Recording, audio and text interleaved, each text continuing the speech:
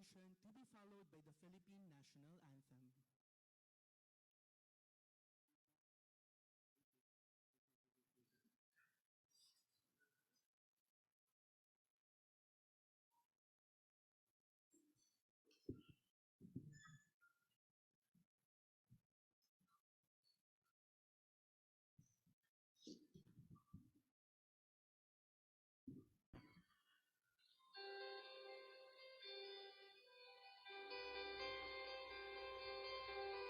Glory to you, Almighty. For gathering us today. Give us the fortitude to conquer life's challenges. Inspire us to excel and be upright in everything we do. Guide us to remain united in diversity, to serve and love one another. Amen.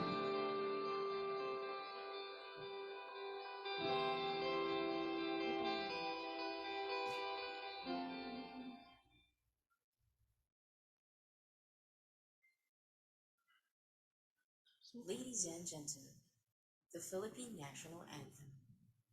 Bayang magiliw, peres na sinamana, alam ng puso, sa dibdib mo'y buhay.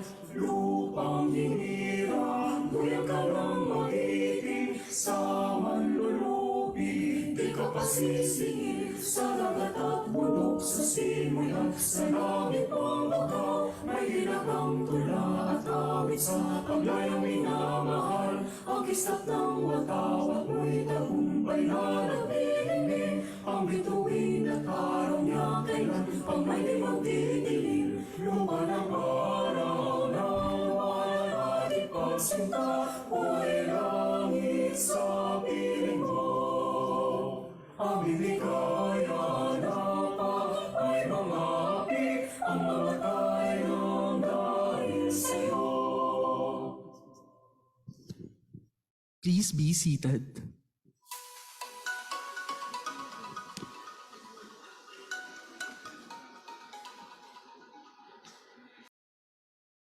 Welcome to the fourth Travel Talk event with the theme title Shake It Off or Take It On, Operationalizing the Green Tomorrow.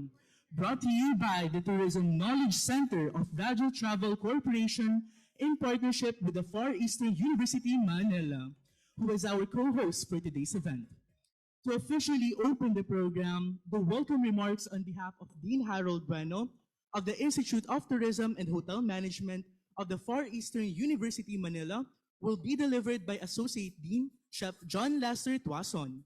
Let us give Associate Dean Tuason a warm round of applause.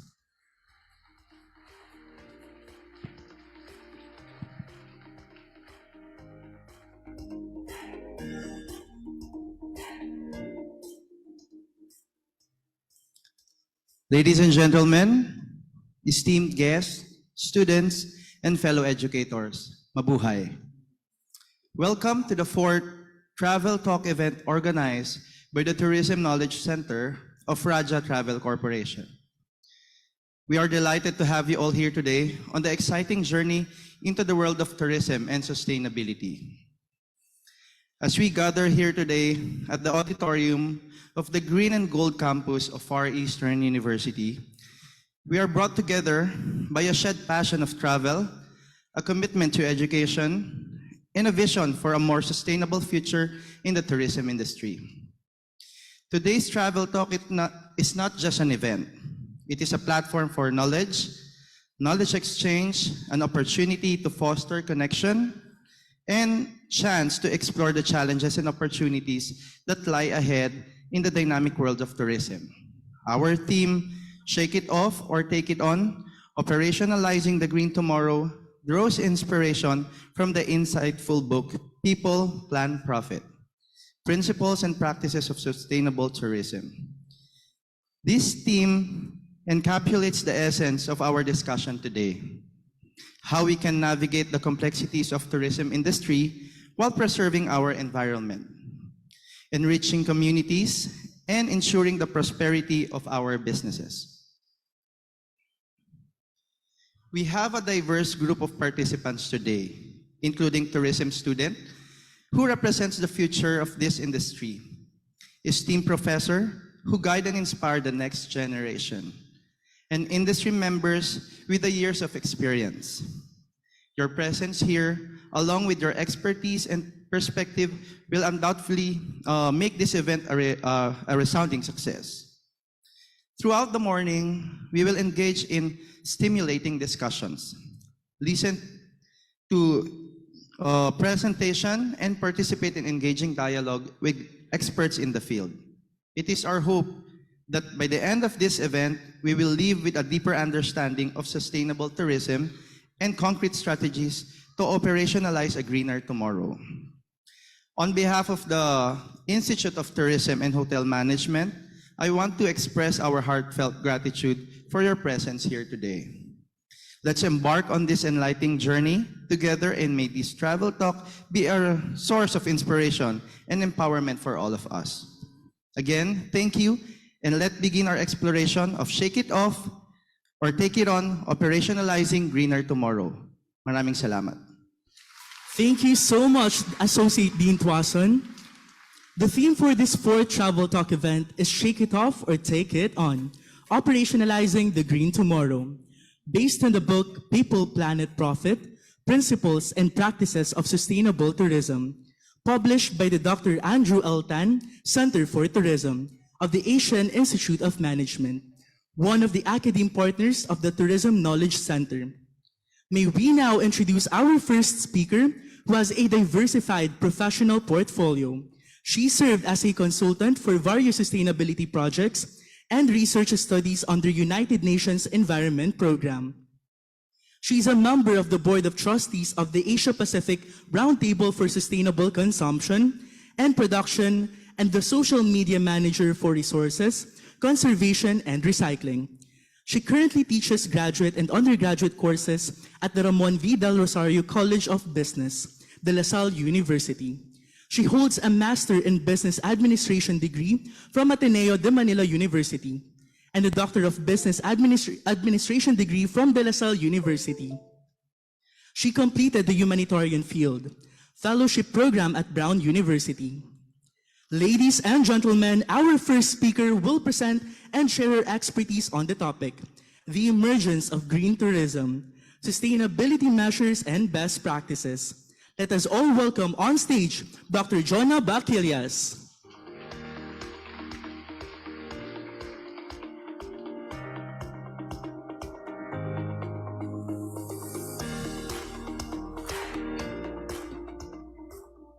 Hello and good morning, everyone.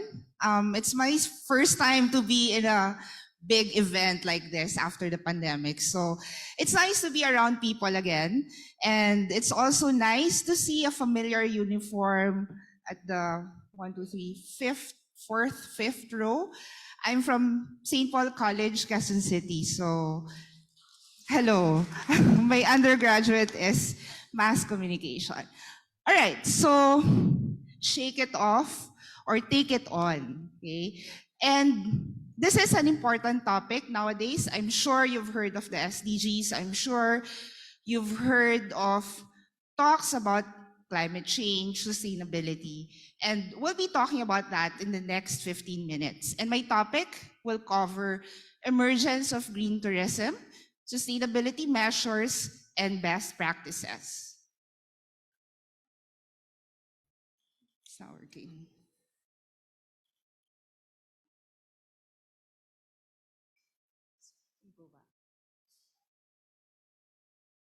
Okay, so to give you an overview of my discussion, we'll be talking a little bit about sustainable tourism. It's important that we understand why we're here today, why we need to take on the challenge to switch to sustainable tourism, and then, so why sustainable tourism? And then we'll move on to lessons from Malaysia, Vietnam, and the Philippines. We'll look at some case studies of companies that are engaging in sustainable tourism. And then lastly, the key takeaways for this presentation. All right, so let's digest this definition a little bit, okay? Sustainable tourism is tourism that takes full account of its current and future impacts, okay? And those impacts are economic, social, and environmental. You've probably heard of ESG or people, planet, profit, no? So these are the three pillars of sustainable development. So the very reason why we push for sustainability is so that future generations can still enjoy their life, no, on Earth, so that they could still have the resources, they still have enough food, for example, they can still enjoy the same natural resources that we're enjoying currently. So it says current and future, no? So it also addresses the needs of visitors, the industry, the environment, and the host community. So this is a definition by the UN Environment Program. Now, when we visit a destination as a tourist, usually our main concern is how do we enjoy this place? How can we have fun in a place, no? But nowadays, that shouldn't be just what we're thinking about. We also should be thinking about how much impact our presence is having on the environment, how much impact we're having on the community that is hosting that destination.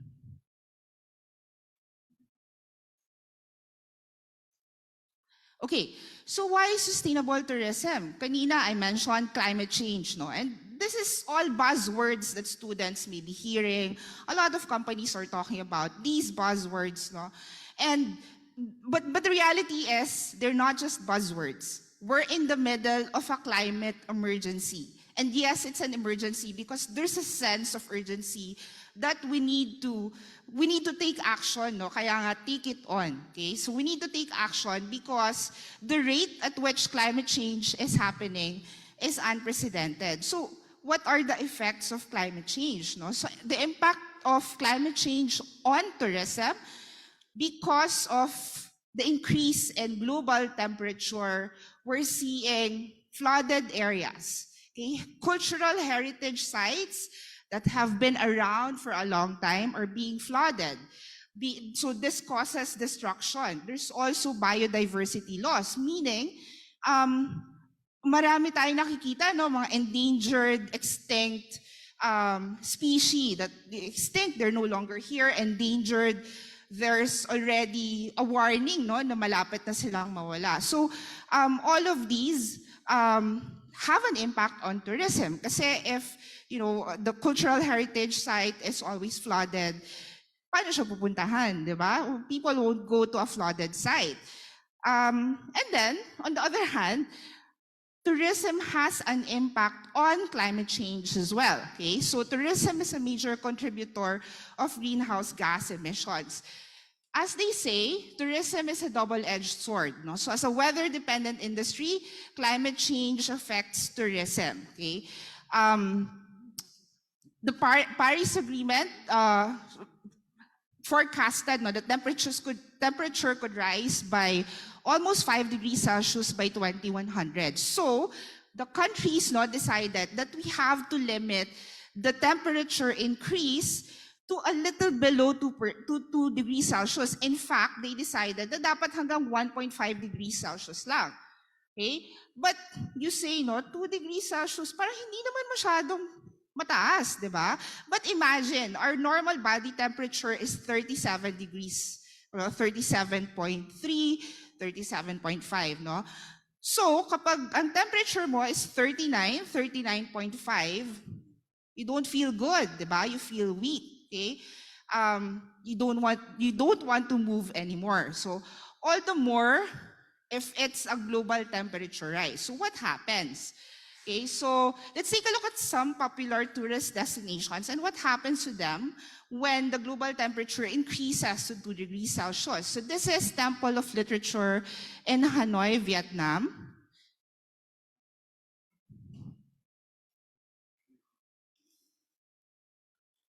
Okay, sorry, can you go back?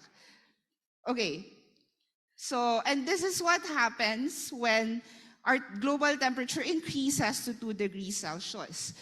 This is Plaza de la Catedral in Havana, Cuba.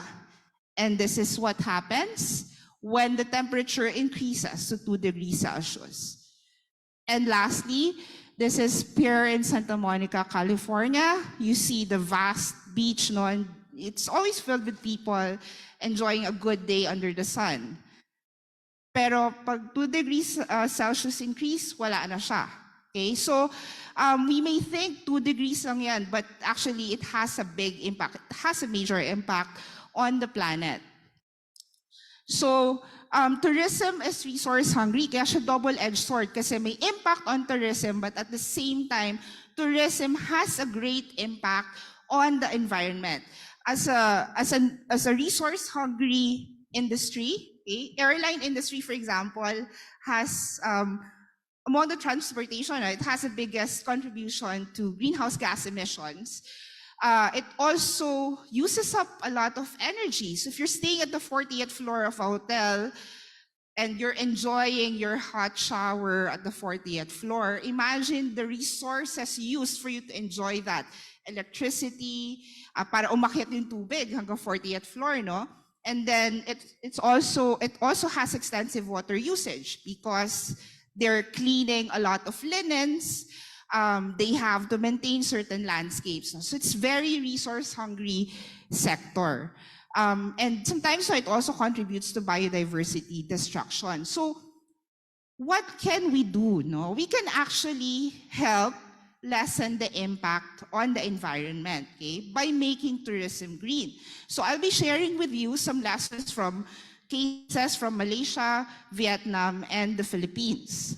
So let's start with Malaysia, and I'll be talking about Kinabalu National Park, where Mount Kinabalu is located. I climbed Mount Kinabalu in 2012. Right, so it's Malaysia's first UNESCO World Heritage Site, and it's recognized as one of the most important biological sites in the world, okay, because of the rich biodiversity that it has. And it's also culturally significant, okay, because it's sacred for the Kadazan Dusun community. Now, what are their initiatives? They're very serious in their conservation efforts, and I'd like to mention that these efforts are government initiated. It's really the government that mandates, no, yung mga policies and guidelines in Kinabalu National Park. They're serious about observing carrying capacity. I think as tourism students, no, we're familiar with the term carrying capacity, di ba? So ito yung dapat nililimitahan kasi the problem is when there's mass tourism, they're no longer able to control the amount of people that go to as destinations. So they're very serious about that. You have to register months ahead if you want to visit the park.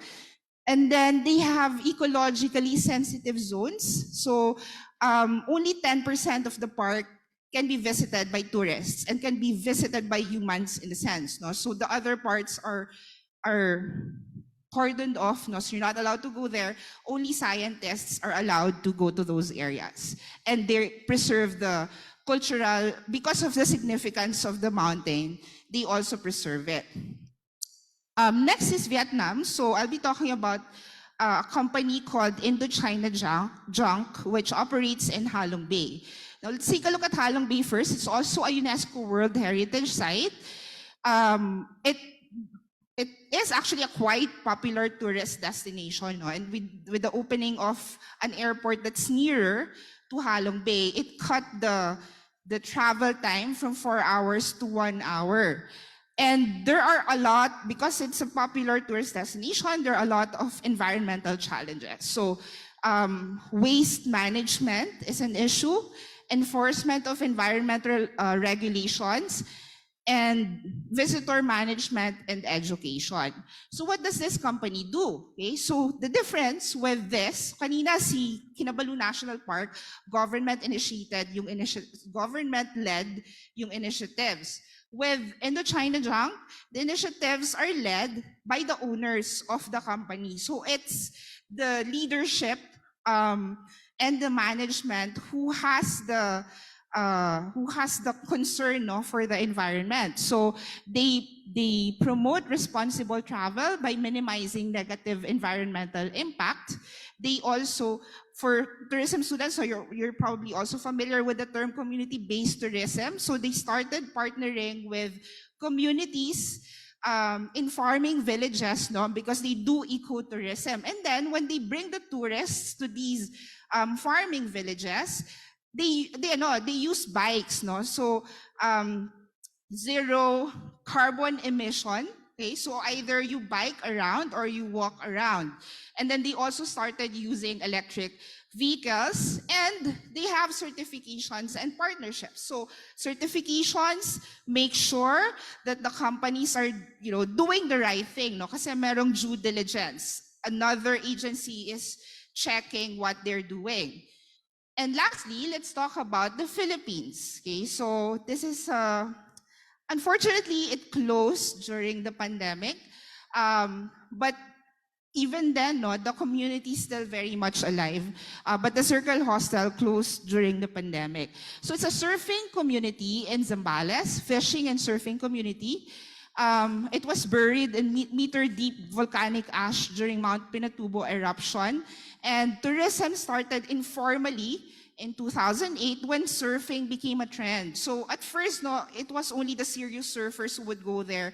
But then eventually, tourists discovered the parang surf culture, diba? It's very, iba yung vibe ng surfing culture. So they have that arts and surf and all the cool things.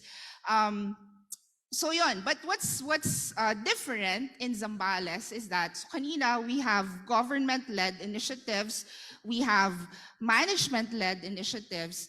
This one is community-driven, meaning it's the different stakeholders within the community that actually promote sustainability among the people in the area and the businesses in the area. So si Circle Hostel, one of its initiatives is the plastic solution, eco-bricking. If you've heard of that, you fill your plastic bottle with plastic trash, no, na clean, and then they use it as fence. Okay? They use it as building materials.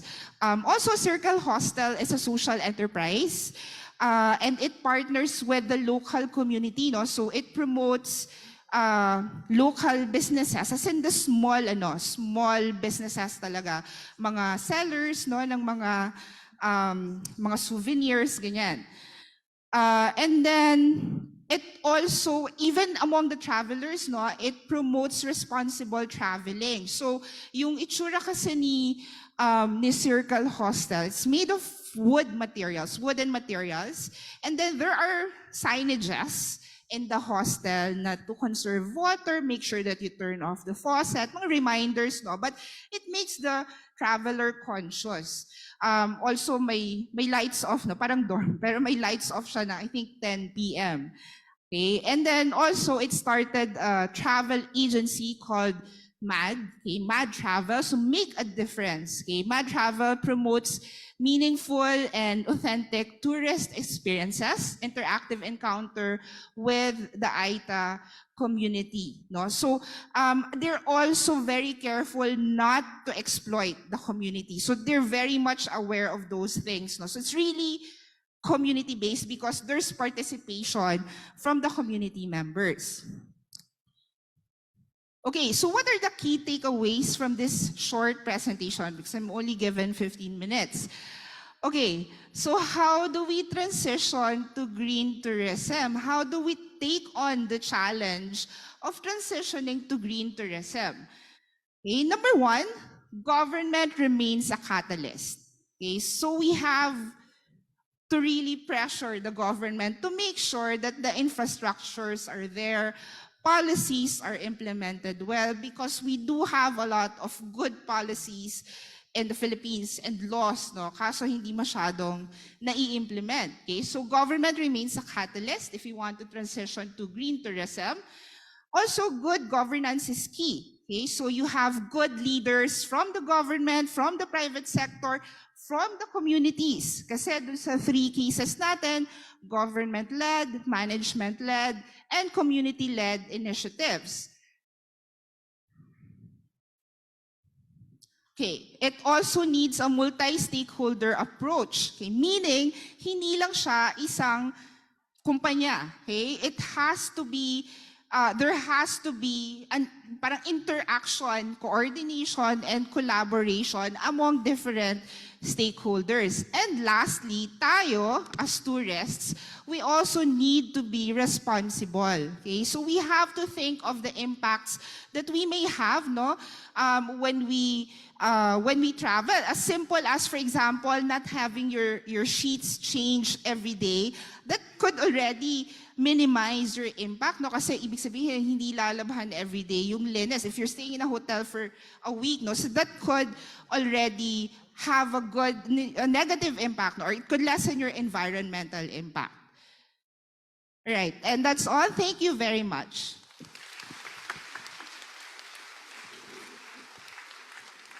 Thank you, Dr. Bakilias, for that very fun and graphics-filled presentation, which really made it easier for our audience to understand the best measures and practices to sustainably support all the tourism and hospitality industry projects. At this time, we are now opening the floor for the question and answer portion. For our first topic, and for those of you here in the auditorium, please feel free to use the microphones located in the center aisle, and please also note that we are receiving questions from our Facebook Live.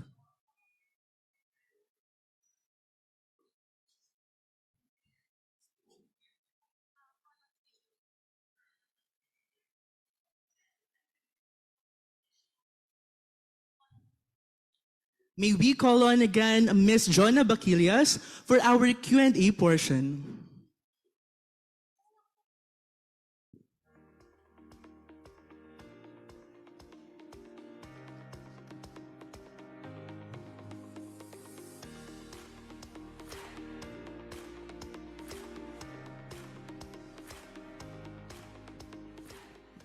All right, hello, I'm back. I'm supposed to be here pala. Okay, so if there are questions, answer your questions.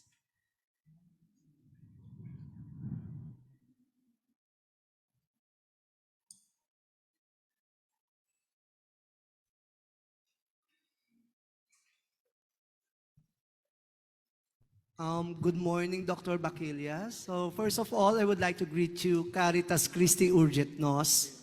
So we are very proud that you are a Paulinian like us. So my question would be, do you consider sustainable tourism as more of an advocacy rather than a tourism practice?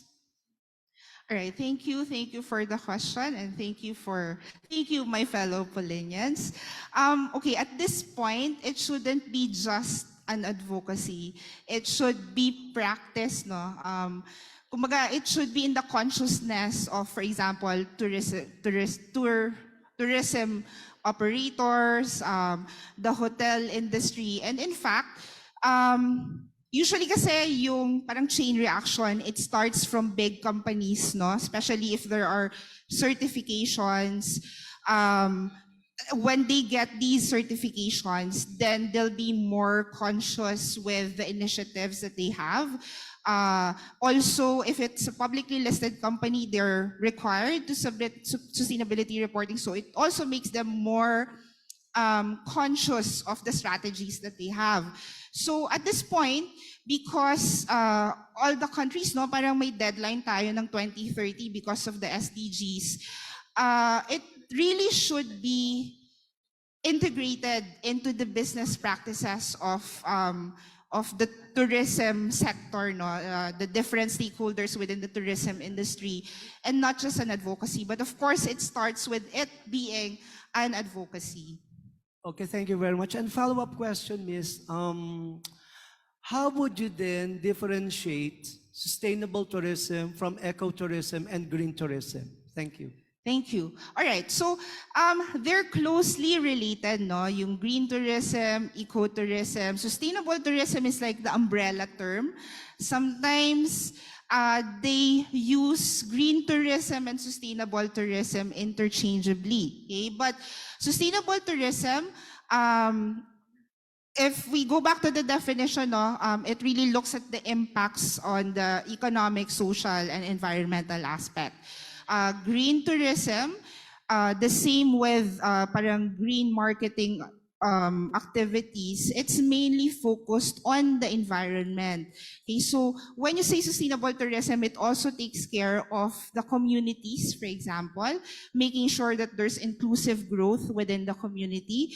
When you say green tourism, it's more on minimizing the impact on the environment. Ecotourism is sometimes a term that companies use because it's more relatable for the people. Now, when you say it's ecotourism, parang it's nature-based na tour or trip, no? So it's more of parang marketing na consumers easily understand it better. If you say ecotourism, that means okay, it's most of the activities are nature-based, parang ganyan. Okay, thank you very much for the clarification po. Thank you po. And Caritas Christi Urgent Thank you Nos po. Caritas Christi Urgent Nos.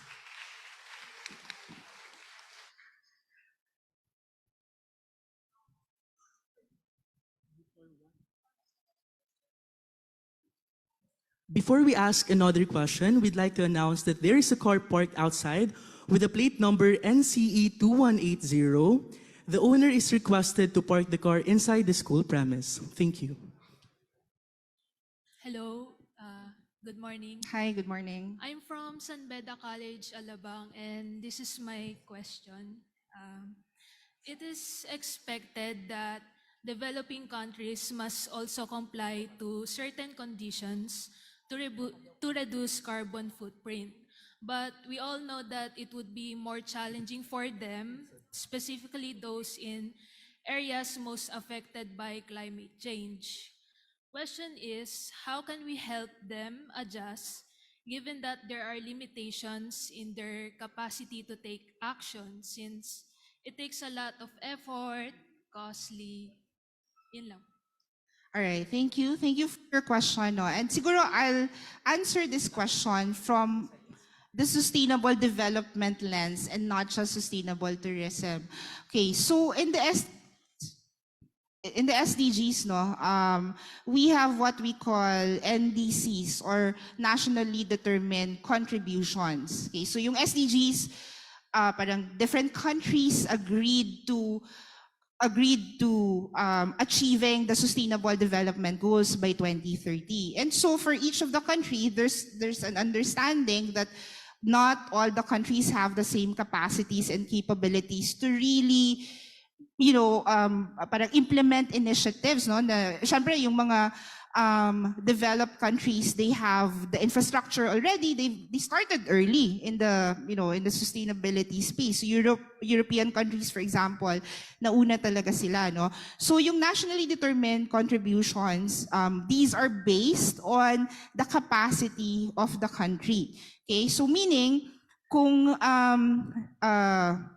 less developed country, so yung contributions niya may not be as big, no, but it's still relevant and significant to the needs of the country. Okay, now the challenge or the challenges lie in the implementation and actually achieving these NDCs, no, kasi yun nga, government should serve as a catalyst, no? So meaning, they should lead really yung private sector, yung citizens, no, in achieving the NDCs for SDGs.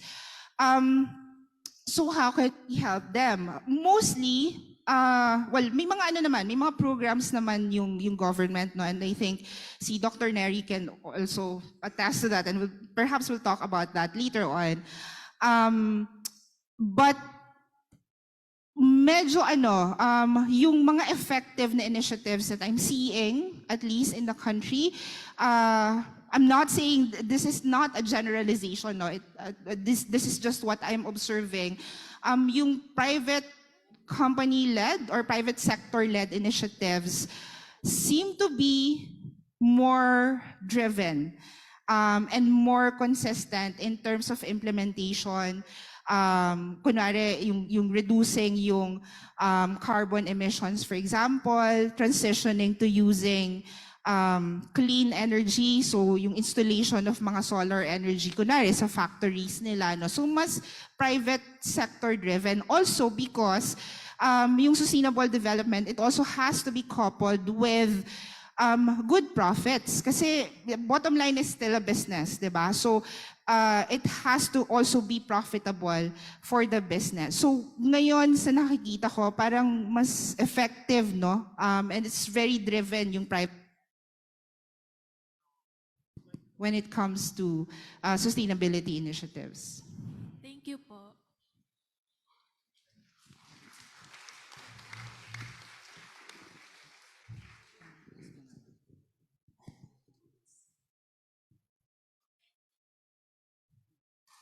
Good morning po. I'm Bea Casin from St. Paul University, Quezon City.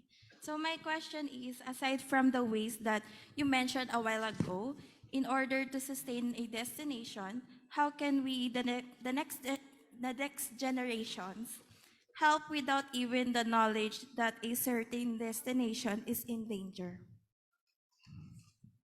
From parang as a tourist, or from what perspective siya? Tourist po. Tourist na perspective. Thank you for the question. Okay. I think there's also an increase in the awareness among tourists na we have to choose carefully, no, when we go to a destination, and we have to be more responsible tourists. So how can we be a more responsible tourist, or how can we be a responsible tourist?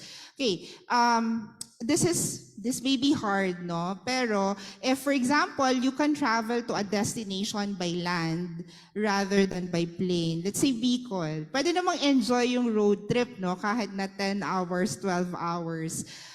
Less kasi yung carbon emissions ng bus or land travel over airplane, okay? And then, you can also try to look at yung mga hotels where you're staying at. There are hotels that really promote, no, yung mga sustainability initiatives nila on their website. So they actively, for example, recycle water, use clean energy kasi may solar powered yung electricity nila, mga ganon, no? So you can see that. And then also be conscious with how we're impacting yung local community. Kasi minsan, kapag nag-boom yung tourism in one area, left behind yung locals because due to influx of tourists, for example, tumataas yung bilihin. So even the locals are no longer able to afford, no, even the basic necessities kasi mahal yung gulay, mahal yung karne, no. So reading would help, no, to help you become a more responsible tourist.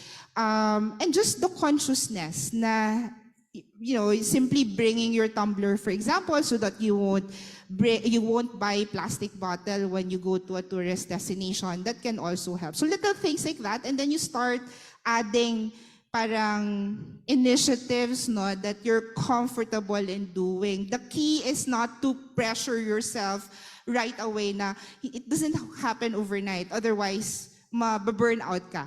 So reading and then gradual parang introduction of personal sustainability initiatives.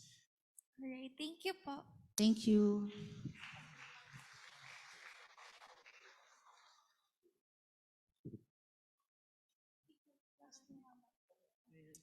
Sipag ng mga Polinians. So, good morning po. I'm also from St. Paul. And so as we all know, and like what you've said earlier, the typical sustainable tourism only associates with the environment.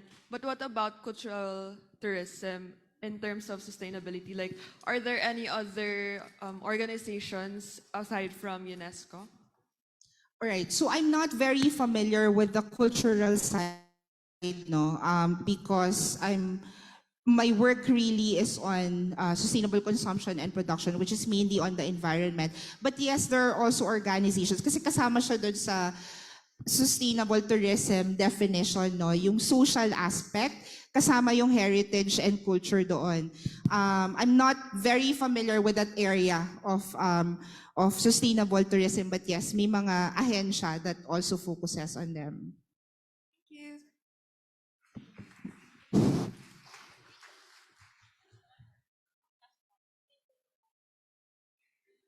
Right, another po yan.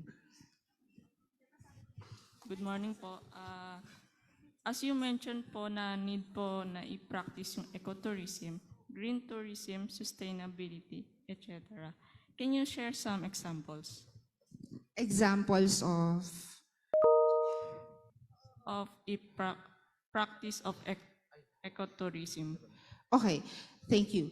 All right, so as I mentioned earlier, no, usually ecotourism parang medyo marketing yung ano, it's very easy to market kasi when they say ecotourism, although as a tourist, you also have to be more discerning kasi not all companies that claim that it's an eco-tourist activity or that it practice ecotourism, minsan hindi totoo. Minsan it's just greenwashing, marketing lang siya.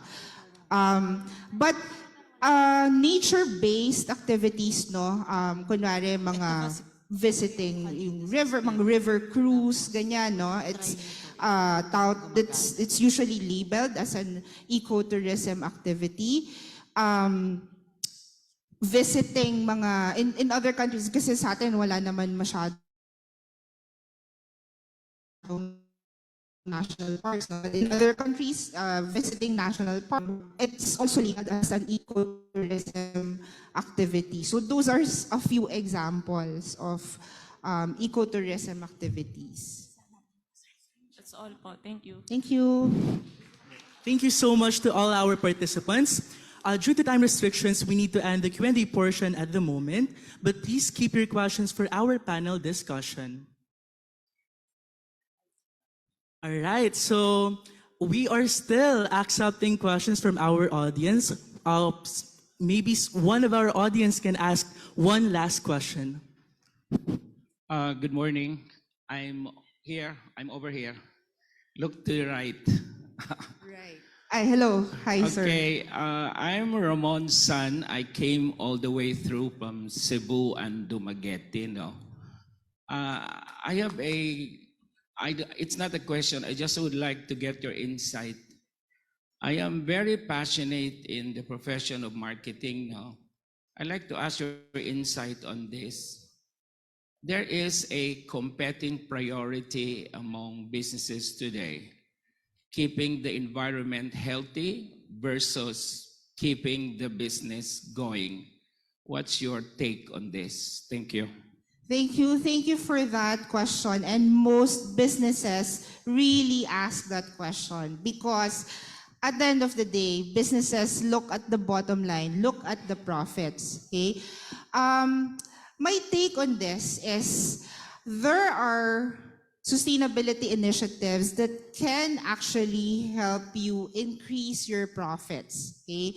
It may require an investment at the onset. Okay? So for example, switching to clean energy. Sobrang mahal na ng kuryente ngayon, di ba? My mom, I'm from Mindoro, my mom always complains, ang mahal-mahal ng kuryente sa Mindoro. Okay? So mas mahal kaysa sa Manila. Now, there are initiatives like that, no, like clean energy, na if only they do their computations, no, they would actually find out na it's a good investment. But yun nga lang, meron siyang outright na medyo malaking investment, no, for them to enjoy the benefits later on. Pero mag-ROI naman yan later on. They just have to have that parang awareness of what are the available technology and innovations that they can enjoy so that they can switch to more sustainable initiatives. We do understand, no, because I'm also from the College of Business, and I worked in the retail industry, and we do understand that businesses would still prioritize profits, no, but if we introduce technology, if we introduce innovation that they can use in order to be more sustainable and at the same time enjoy more profits, no? Then those technology and innovations would be parang the pathway towards sustainability.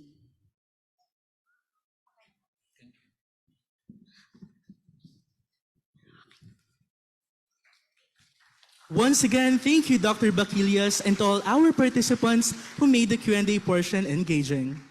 Now, let us move on to our second speaker, who is the chair of the Philippine Center for Environmental Protection and concurrent general manager of the Laguna Lake Development Authority, wherein under his watch, the first LLDA Green Climate Smart building was constructed. A BIRD certified green building of the Philippine government, a congressman from 1998 to 2007. He principally authored the groundbreaking laws on clean air, clean water, and solid waste management. He was co-head with the Climate Change Commission of the Philippine delegation to the 2015 United Nations COP21 Paris Accord on Climate Change.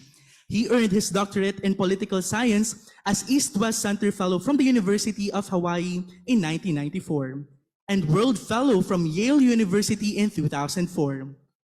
Ladies and gentlemen, let us all welcome Dr. Juan Romeo Nereus Neric Acosta, who will share his expertise on sustainable tourism management tools and its transformational effectiveness. Okay, thank you. Thank you very much for that gracious introduction. Magandang umaga po sa ating lahat. Thank you, FEU, for hosting us, and Rahat Travel, and all of our distinguished guests and organizing panels, all our students, all of you who are here. Siguro may mga hindi taga Luzon, all the way from Dumaguete, I heard. Is that as far? Anyone from Mindanao? Okay, but I think this is a very well represented still, even for Metro Manila and its outlying communities. It's such an honor to be here. I'm Neric Acosta. I'm from Bukidnon. I made my way here very late last night, but I'm very, very honored to be here. Medyo puyat lang po kasi the flight was delayed. We arrived at 3 a.m. But I'm here, and we're here, and so let us applaud green, sustainable, not just tourism, but an entire consciousness and philosophy that should guide especially future generations on how it is to live with nature, to build around nature, or dominating nature. That should be the very spirit of why we're here today.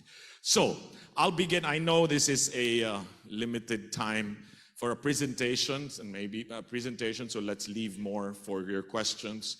I would like to begin by saying that everything begins with respect, because as Dr. Jonah Barquilla said earlier, everything in tourism is about two things. There's a place you visit, you go to, you experience, and there are people like us, tourists and visitors, who go to such places. So it behooves us first as visitors to be respectful and to be responsible, and we'll get to that more in a while, and for a place, a site, to always be in a state of being hospitable, clean, green, at kaaya-aya. Ang pangit naman ng tourism, at wala naman siguro mangyayaring turismo kung ang pinupuntahan na lugar ay marumi o polluted o maraming basura. It is already going to be a anathema, hindi na siya bagay sa tourism. At hindi dadayuhin ng turista ang lugar na hindi naman kaaya-aya. Di ba simple? Correct? But for us to really talk about green, sustainable, ecologically sensitive tourism. All of these are buzzwords, but they're all very closely related with some of the nuances, like what Dr. Jonah said earlier. Now, first, should be always respeto. Respeto. Build with, around, and along nature and never over it. But mo naman papatayin, puputulin kung anong greenery dyan, mga punong kahoy para lang gumawa ng isang tourism center o isang resort. Kung anong nandiyan dyan, you work with that. You do not overpower that. You do not dominate the ecosystem. Simple, di ba po? That's in El Nido. You build around it, and so it's still as natural, close to nature as it gets. Protect, preserve, never displace or degrade. Simple. Kahit na sabihin mong gusto mong magkapera, kasi tourism, you take shortcuts and you destroy just to attract more. You build more buildings, you alter the landscape. At the end of the day, that's not what is sustainable. Because tourism, as far as we know it, is multifaceted. It has impacts, carrying capacity, all of what we call sustainability indices or measures or standards. But tourism, as we know it for so long, has been either destructive, invasive, intrusive, talagang nakakasira, nakakapollute, and we take that for granted. But I'm glad we have forums like this now, because it tells us that there has to be a shift in that paradigm. Hindi po pwedeng we always take kakabig at hindi naman nag-aaruga at hindi naman nagtatanggol. Right? Next. Respect, adopt to the sense, and be sensitive to what's around us. That's why corals, so those of you who dive or go snorkeling, hindi pwedeng apak-apakan yung mga coral. It took millions of years just for those number of inches to grow to be the coral reefs that we have today. And the same with nature. It took millennia to grow the rainforests of Sierra Madre or Taal or Tagaytay. All of these, pero tayo in a generation, we've destroyed so much of our natural surroundings, even for as beautiful an archipelago as we have here in the Philippines. But more of that in a while. Pangalawa, respect always comes with responsibility. Hindi naman po pwede po na tayo pupunta ng Boracay, iwan natin yung kantang katerbang basura, and we don't even care kung saan yan pupunta. And the plastic waste, the Philippines, along with Indonesia and China, are the 3 largest plastic polluters in the world. Look at Manila Bay. Isang bagyo lang yan, di ba? Andyan na. Yung Dolomite Beach, isang ulan, bagyo, ayan na, lahat. Tiniladang mga plastic garbage, among other debris. So therefore, it is always about resource conservation and responsible use. Just let's always put that in mind, same sides to the same coin. And we always have to plow back to the community. Yes, tourism is about profits pa rin. Ba't ka naman nagtutourism, magre-resort, wala ka namang pera para i-maintain yung resort mo o yung tourist site or yung tourist area. But it is still about changing the very idea of profit to incorporate and make inherent that profit is not just about money. It is not about externalizing. If this were economics, you externalize. Wala naman tayong kinalaman sa air o water o sa tinatawag nating lahat, ekolohiya ng lahat, lupa, araw, hangin, at tubig. And sometimes we think, wala naman yan. Basta as long as we make profit, forget the air, the water, forget the land. But you cannot sustain a business in tourism, make it sustainable unless lupa, araw, hangin at tubig ay naipagtatanggol at maging sustainable, that it will outlive us. It will be intergenerational. And so therefore it is important to always, and we said earlier, sensitivity to native habitat, to the ecosystems. Etong Manila Bay, ang laki ng problema natin dyan. We're a stone's throw away from the most beautiful bay with the most beautiful sunsets anywhere in the world. And yet it is one of the most polluted bodies of water along with Laguna Lake. I know I can say this because I was a cabinet secretary in the cabinet of President Noynoy Aquino, and I was head and in charge of the Laguna Lake Development Authority and the Manila Bay cleanup. And I know it is a terrible, thankless job, but it's also very, very challenging to look at the fact that one of the mega cities of the world, Metro Manila, pollutes the kind of volume, 12,000 metric tons a day in Metro Manila alone. More than 60% are not even collected. So saan napupunta? Sa Maestero, sa kung saan-saan, sa Pasig River. But let's not get into that because this depresses us. Because this is supposed to be a hopeful forum to ensure that we understand the surroundings that we have, that we can even build with the positive impacts, not just of sustainability, but security, food especially, mga gardens. We use waste and composting from all of our restaurants and hotels and resorts so that they are plowed back into lupa, araw, hangin at tubig, photosynthesis, yes? And we need, these are 4 R's, okay? So there's respect, responsibility, then there's a rethink.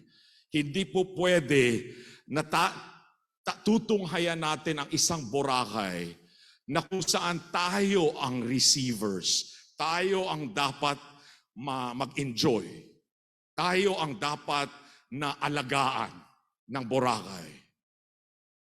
We have to rethink. Tayo ay pupunta sa Boracay, may respeto, may responsibilidad, at may rethinking. Ano kaya ang pwede kong magawa na hindi ako nakakapinsala sa isang pinakamagandang area or island sa buong archipelago? It is still ranked one of the 3 best islands in the world. You know that, Boracay? But it had to be shut down during the Duterte time. Why? Because it was unsustainable. Because there were restaurants and establishments that were actually discharging raw sewage into the very waters that in the first place invited us to go to Boracay and make it a world destination for tourists, for tourism. People even think abroad, Europeans think of the Philippines as Boracay. They don't even think of it as Manila or Cebu or Davao. They just think Philippines, it's Boracay. That is the top of mind. But it had to be closed down for over 6 months because it had to recuperate as a natural ecosystem. Kasi sobra na eh. Parang kabig lang tayo ng kabig. Imbis na tayo ay caretakers. And that should be the rethink. We are tourists, not because kabig we take, but we caretake. We take care. Yes? Next. Integration of culture, adventure, and nature. I'd like to plug this. This is our family's resort in Bukidnon, in Manolo Fortich, which is about 40 minutes from Cagayan de Oro. We brought a 120-year-old home, ancestral home from Pangasinan, Rosales, and transported it piece by piece, brick for brick, and restored it to its old grandeur, turn of the century. That's the Campo Juan Eco Adventure Farm and Heritage Resort in Bukidnon, and it's all about all of these principles. I run this, and if you're ever in Mindanao or near Cagayan de Oro or Bukidnon, that's a place to go to. Even the Department of Tourism has made it sort of its own landmark, Department of Tourism Region 10. I know it's a shameless plug, but at least I can say we're trying to live the principles that I'm talking about today, even in our family's Eco Adventure and Heritage Resort. Next, it is all about intergenerational planning and imperatives that are long-term and not just because they're short-term. Yung short-term may pera. may profit. Yung long term, paano kaya to? Yung mga apo ba natin o apo sa tuhod, makakapag-enjoy pa ba sila sa mga na-enjoy natin? Okay. Sustainability Index. These are some of the principles that underlie these 4 R's, okay? So I've already spoken about respect, responsibility, rethink, revamping our paradigms. And part of that is, when we look at eco-friendly, there was a question earlier, distinction. Mga eco, yes, companies use that because it's a catchword, as Dr. Jonah was saying earlier. But there's a lot also about sustainability indices or index. Yung mga studies na saan mini-measure, sinusukat yung kung ano na, sana tayo in terms of our sustainability standards or metrics or measures, measurements. Nagmo-monitor tayo sa ating mga sarili at sa ating mga negosyo at sa ating mga tourism impact activities. And the 4th R is regeneration.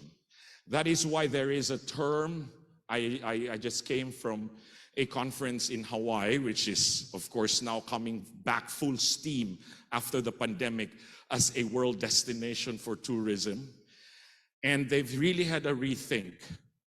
And now Hawaii is leading in what they call regenerative tourism. Now we've had sustainable tourism already in our jargon. We've had eco-friendly tourism. We've had green tourism. But this one, this is regenerative tourism, which means that it is not just that you earn and you don't externalize the environment, you internalize it.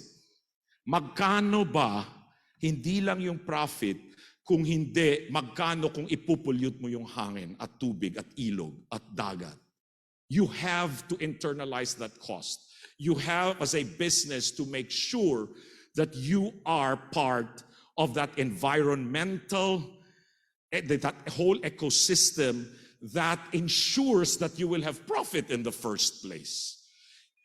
If you kill the goose that lays the golden egg, kung hinayaan natin ang Boracay na maging ganong kadumi, you would have lost immediately 60 billion pesos yearly income for just that one island. And yet, carrying capacity, as our previous speaker has said, sustainability, all of these measures, alam nyo ba, Boracay has 500,000 at least tourists on Holy Week. That is way beyond the carrying capacity of the island, as beautiful as it is. Could you imagine if we're all in Boracay and we generate in one weekend 5 kilos of garbage of our mga basura natin, mga plastic natin? How much of that basura and where does that go? Diba? So let us always look at regenerative tourism in the sense that it is committed to the fundamental ethos, the principle, the philosophy of caring and conserving. This is a recent magazine that was just 2 weeks ago, and I brought it from Hawaii, and that's what they're doing in one of their state parks. Tourism that regenerates and not degrades. A tourism that raises local dollars, but makes it a model for community-inspired and community-driven, impact-sensitive na mga economic activity.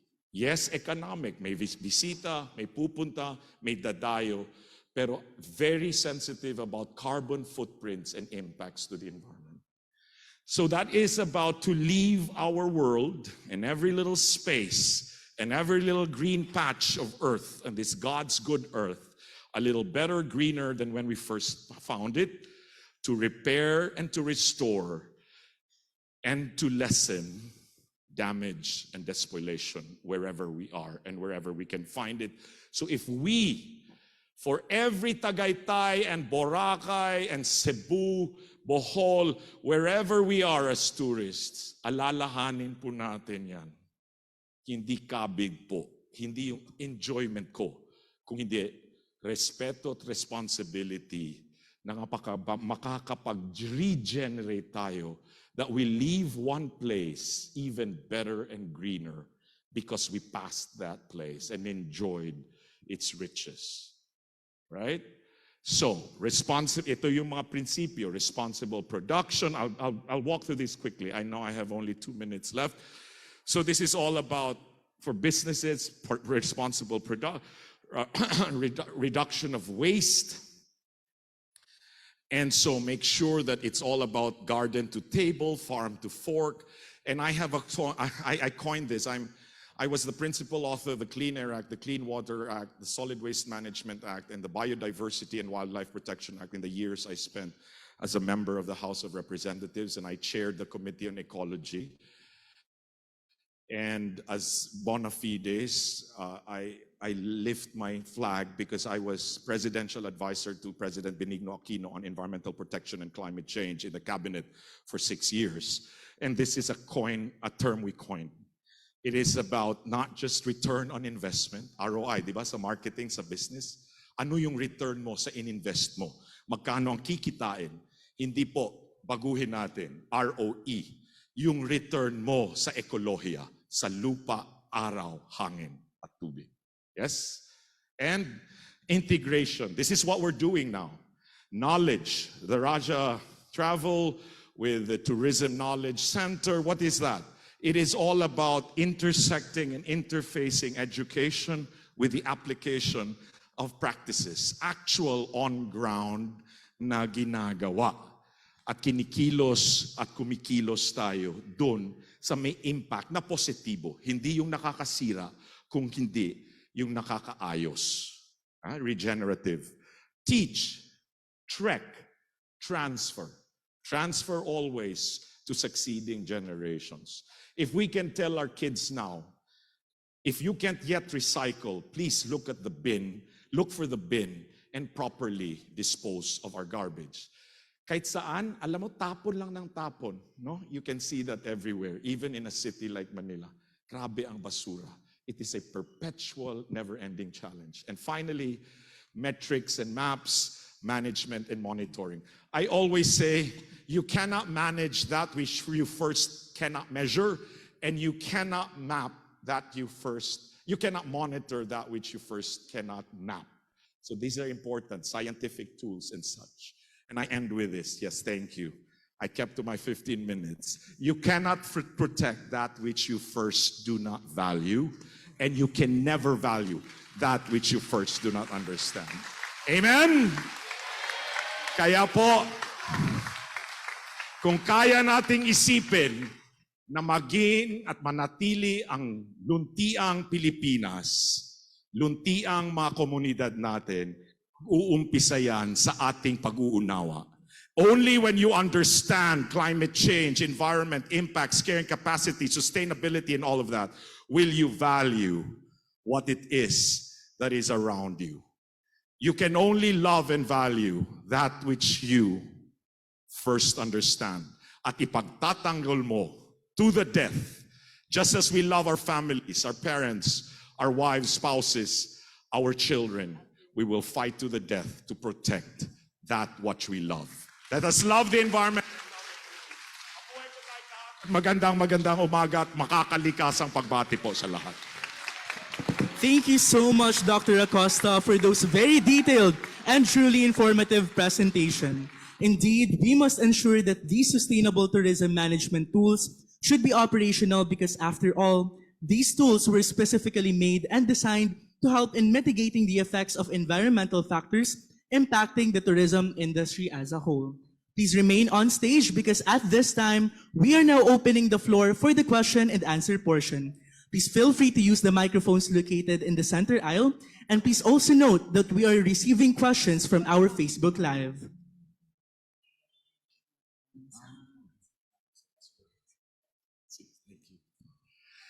Okay, yes, I hope there's a question or two out there. Good day. Yes, ma'am. Good day po, sir. I am Maxine Panganiban from LPU Manila po. As future members of the tourism industry, we understand our responsibility and our role in this industry. But my question is, how will we be able to get these messages across to the tourists that we will be serving who have just as big as responsibility as we do? Yes, ma'am. Actually, there are many ways, no, just to get us more responsible.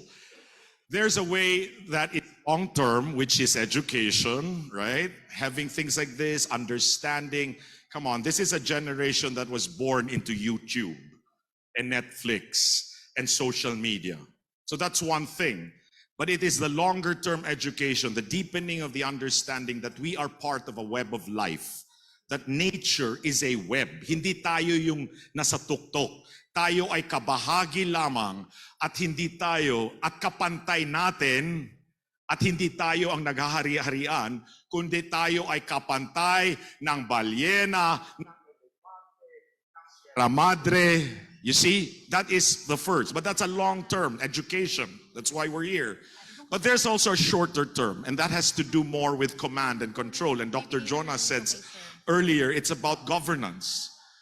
Kung talagang ipagtutupad natin ang Clean Air Act, Clean Water Act, at lahat ng mga hinayupak ng mga polluters ay talagang nahuhuli at nape-penalize because there is a real system not just to command control, but to disincentivize. Sige, pollute ka ng pollute sa Boracay, bayaran mo yung pollution mo. I-internalize mo yung pollution mo kasi irresponsible kang tourist. It begins with that, and that has a short-term effect. We have guests from Singapore. You can't even chew gum in Singapore.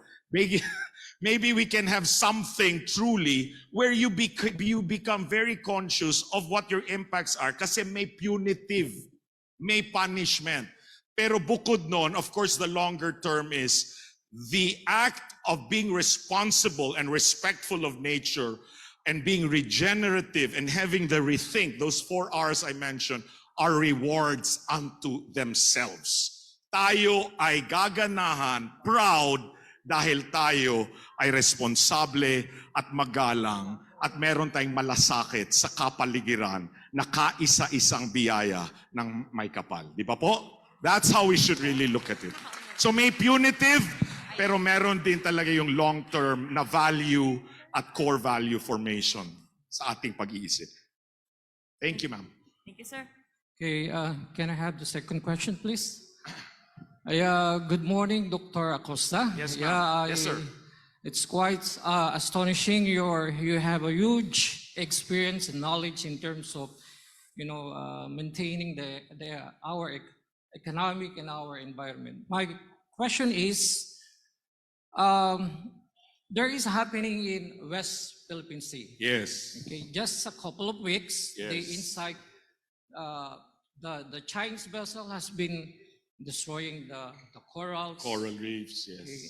What will be your insight and intergeneration in a long-term planning? Yes. Alam niyo po, kung hindi natin may pagtatanggol nga yung bagay na nasa sa ating soberenya, we're going to lose what it is that we already have today. This is not just geopolitical. In fact, one proposal we had during the time I was cabinet member was to make the West Philippine Sea not just a matter of conflict, not just as an area, a site, a theater of geopolitical conflict or contestation. That in fact, we would have amongst and between countries claimants, China, Vietnam, the Philippines, Malaysia, Indonesia, tayong lahat ay may parang marine protected area na paradigm. Na tayong lahat, iisa lang naman yung planeta eh. Kung sasabog to at with climate change and everything that's happening now, which makes it even more finite for us, if you're gonna look at all the science and the metrics of climate impacts, hindi natatagal tong mundong to. And I'm not trying to discourage, I'm not being doomsday.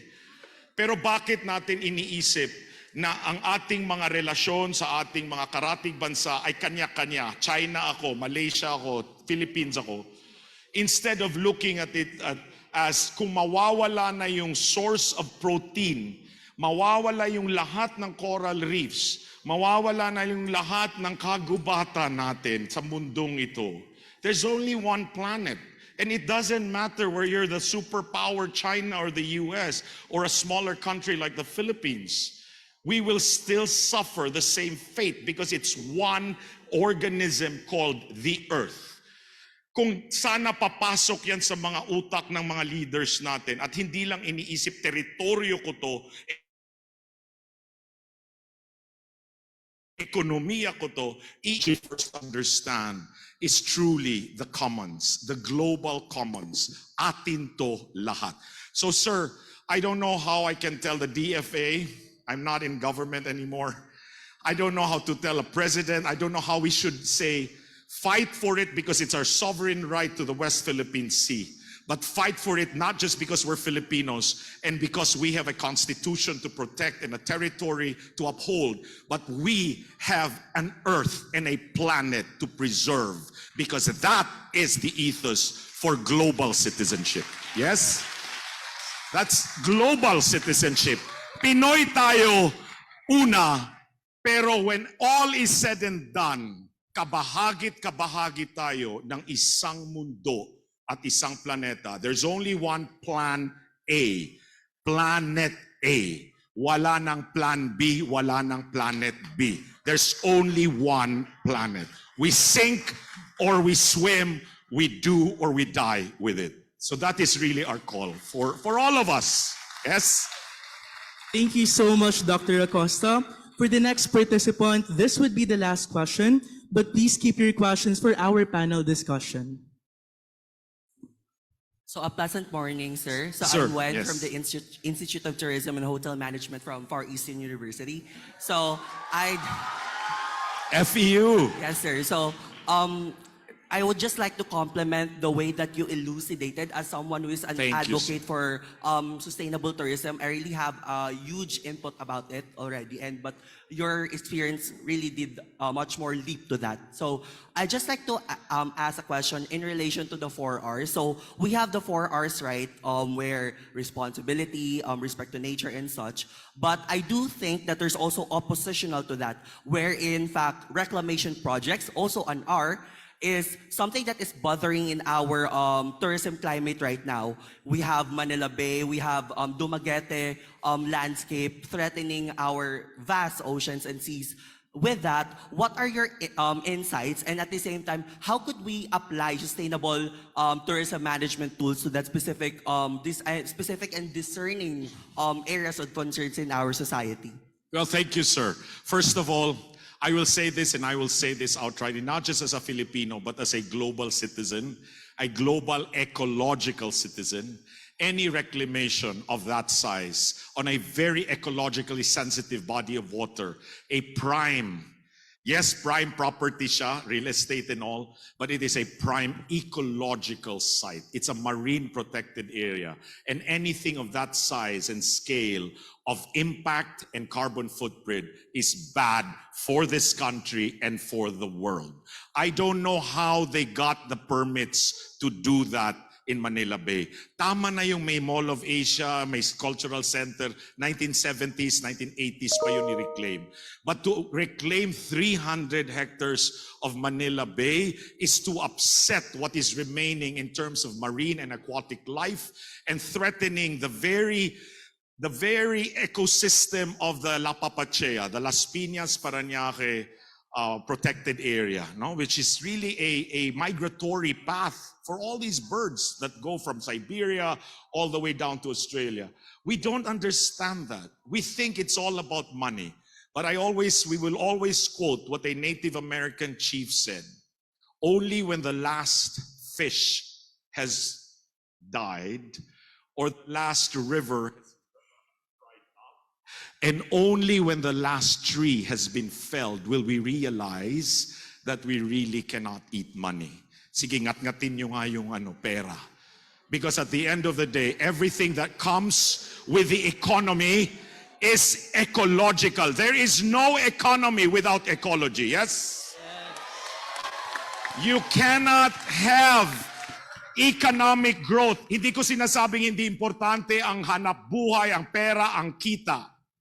But if you cannot have the sources of life, lupa, araw, hangin at tubig, land, air, water, and sun, you will never have an economic civilization to begin with. Sana ganon sana.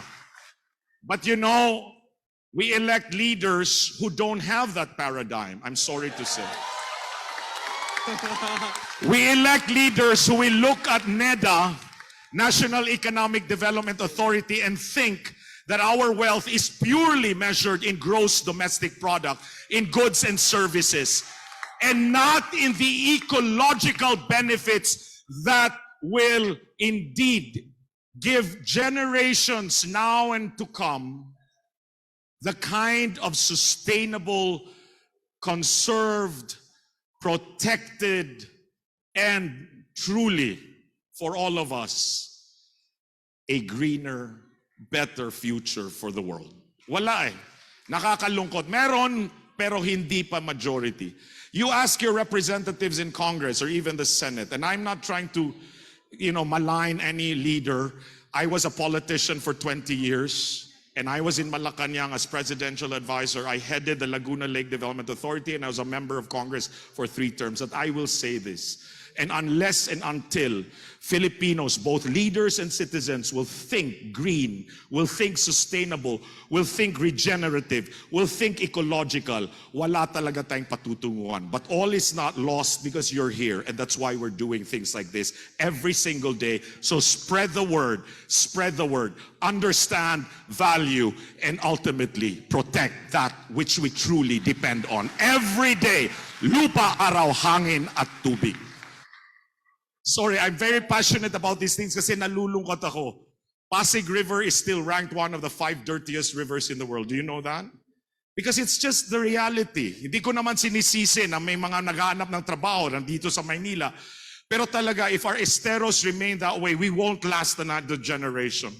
We cannot regenerate Manila unless our leaders first and us citizens get the right kind of leaders who will think ecological first and foremost.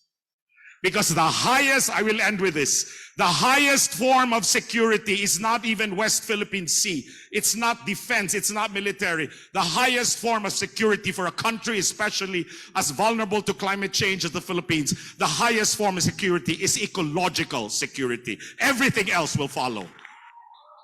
I end with that. Please take that to your classes, to your homes, to your communities. Ekolohiya ang basis, ang foundation ng lahat ng economic activity at lahat ng political at social nating mga gawain. It begins with land, air, water, and sun. It begins with our connection to nature. It begins to our understanding that we are part of a web of life. Salamat po sa mga questions. Maybe later, let's go. I'm really inspired that you're all here today. Mabuhay ang susunod na salinlahi. Thank you for having us today. Once again, thank you, Dr. Acosta, and to all our participants who made the Q&A portion interesting and truly motivating that all of us can make a difference. And just continue contributing and utilizing these sustainability management tools for transformational changes to happen. At this point, we will be having a 5-minute break. The program will resume at exactly 10:30 a.m.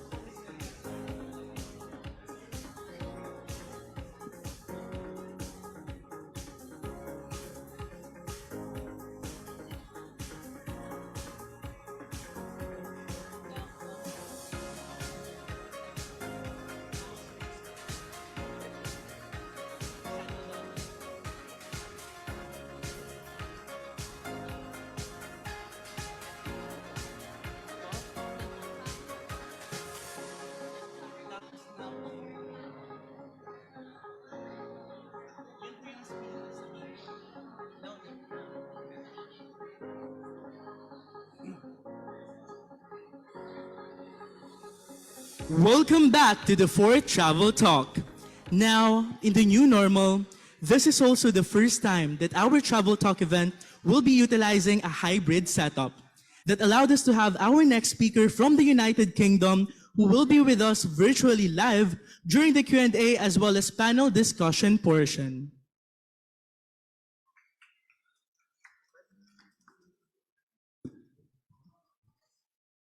A dual national having lived in both the Netherlands and the USA. Our next speaker, Miss Tasha Hayes, started her career with Kontiki as a trip manager in 2012. After 3 years of leading hundreds of travelers on epic European adventures, she began her journey in operations and moved to her current role as operations director in 2019. It was in 2021 when Ms. Hayes took on the additional role as Kontiki's first ever Global Sustainability Officer. This brand new role will accompany the youth brand's ambitious sustainability strategy, integral in pushing forth Kontiki's climate action plan. The Travel Corporation's TTC, How We Tread Right goals, is seen to achieve and could most positively impact the 11 prioritized United Nations Sustainable Development Goals. Kontiki is the world leader in travel experiences for 18 to 35-year-olds. The brand is about discovery, once-in-a-lifetime moments, human connections, and making every second of being young count. Let us hear and watch the presentation that Ms. Tasha Hayes have for all of us. Good morning, everyone. I'm Tasha Hayes, Kontiki's European Operations Director and Global Sustainability Officer, and it's my pleasure to be here with you today and discuss supporting sustainable travel the Kontiki way.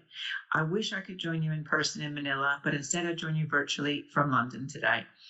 So for those of you not familiar with Kontiki, Kontiki is a global travel brand specializing in travel for 18 to 35-year-olds, offering organized holidays on 6 different continents with the aim of creating social travel experiences. So instead of me telling you about what we're about, I'm going to share a short video with you today. Want to see the world? Kontiki isn't just about the places you see, although they'll be pretty great. It's about doing this with locals, eating delicious food, jumping off that, and maybe this, because why not? Meet him, meet her, meet them, be them, try this, and that. Wait, maybe don't try that. And yeah, sure, the destinations will be amazing, but you know what? When you travel together, that's when it's really special. Because who wants to dance alone? Discover something new without a squad, or try something for the first time without a friend to laugh along with. I'm struggling. And when you travel together, you share these memories for life.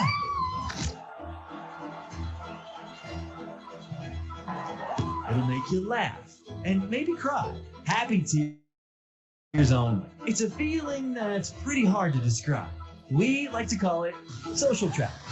Kontiki, travel together. Social travel for 18 to 35s.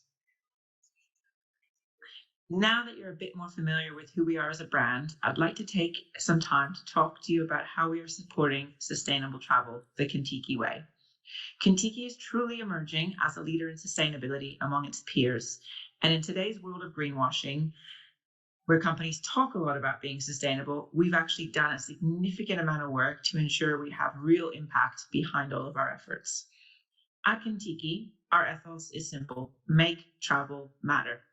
While our travelers are on vacation and focused on having a good time, who says we can't take sustainable action on their behalf and make our trips inherently sustainable so that we minimize our impact on the places we go and the people and planet we visit? So all our travelers really need to do is just show up and have fun. When it comes to sustainability, there's a million issues that we tackle and a million ways to do these things. Our sustainability strategy and measurable goals that we hold ourselves accountable to, of course, and they tackle issues such as climate, food, waste, experiences, diversity, and animal welfare. And whilst I could spend all day talking to you about our entire sustainability strategy, I only have enough time to highlight 2 of our key initiatives to this strategy, which is Kontiki's commitment to net zero and our Make Travel Matter experiences. And so therefore, I will discuss these with you today. In 2022, we made all of our trips carbon neutral, but the science has spoken since then, and offsetting just wasn't and isn't enough. So together with our parent company, the Travel Corporation, we are committed to one simple goal, and that is to reach net zero emissions across the whole of our business by 2050. Of course, if we can get to this sooner, we will 100% be on board with that, but 2050 is the end goal. So basically, we've moved away from offsetting our emissions by placing priority on reducing our emissions in the first place, and then reinvesting in the business to be low carbon. Our science-based targets will ensure that we reduce our emissions in line with the requirement needed to keep our world from warming by 1.5 degrees. I'm going to show another video that takes you through Kentucky's net zero journey. No one ever changed the world by staying neutral. Back in January 2022, Kentucky went carbon neutral. But the science has spoken, and our planet deserves more. So we're on a new journey. We're taking the road to net zero. And we aim to get there by 2050, if not before. In the short term, we'll reduce scope 1 and 2 emissions, aka the emissions from our offices and epic special stays, by 46% by 2030. We'll also reduce scope 3 emissions, aka emissions from our trips, by 27.5% in the same timeframe. To achieve this, we've reset our 4-step climate action plan. Step 1, measure. We'll measure and report on our carbon footprint annually, so you can hold us accountable throughout our journey. Step 2, reduce. We've got science-based targets in place, and to make sure we actually carry out our net zero plans, we've created a carbon fund dedicated to bringing these projects to life. Step 3, restore.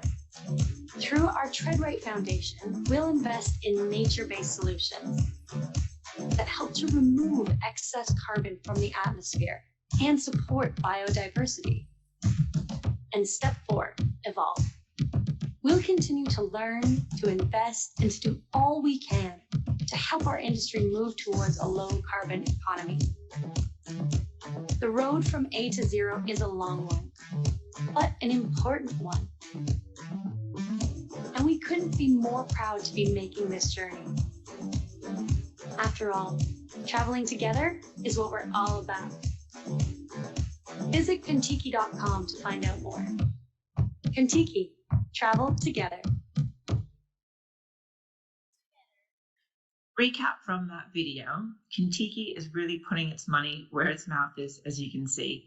One of those mechanisms is through our carbon fund, which all TTC brands will contribute to, and that will pay for the business's low carbon transition. So think projects like purchasing zero emission vehicles, working with our destinations to become net zero, and securing renewable energy for all of our properties.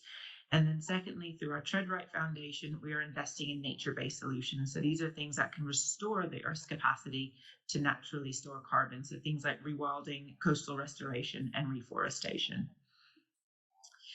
Now we're going to switch gears a little bit and talk about the second point, which is our Make Travel Matter experiences, which are really a hallmark of our sustainability strategy, and one of the tangible things that our travelers can actually see, touch, feel, and interact with when they travel with us on a trip, no matter where in the world that might be, from Africa to Europe to Asia to the United States, Canada, and so on.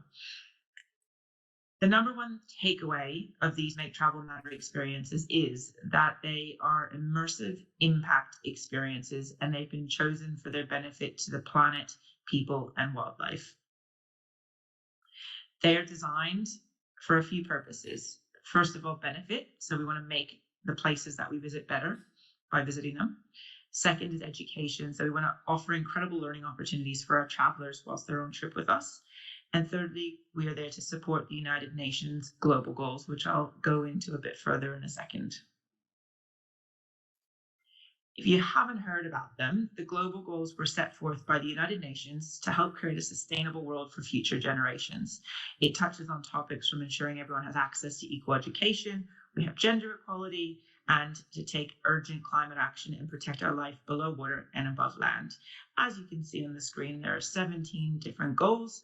The Travel Corporation in Kentucky has chosen to align itself with 11 of these goals that we feel that we can make the most impact in as part of our strategy. So our Make Travel Matter experiences are all rated against a very rigorous criteria, and they must do two things. Firstly, they must advance at least one of these global goals and be proven to do so. Some of them also advance 2 to 3 of them. And then secondly, they must be educational to our travelers. They must learn something. They must walk away from that experience having learned something new and seen it through someone else's sets of eyes, of course. And today I only have time to share one of these examples with you. So I've chosen to take you down to one of my favorite islands, which is Sicily, just off the coast of Italy, just down at the bottom of the country. And this is a relatively new Make Travel Matter experience. And I'm going to hand you over to Kirsten Fisher, who's one of our wonderful European trip managers, who is going to tell you a little bit more about this Make Travel Matter experience and also introduce you to the host, who's going to tell you a bit more.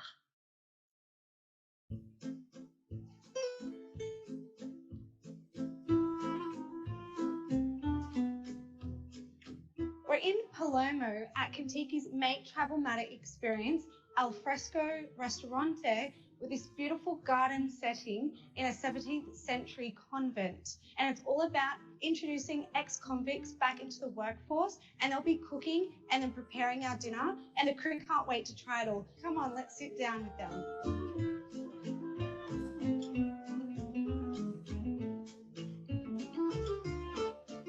Welcome everybody. We started this project in 2016 inside a jail for young people. We started because our society is full of prejudice.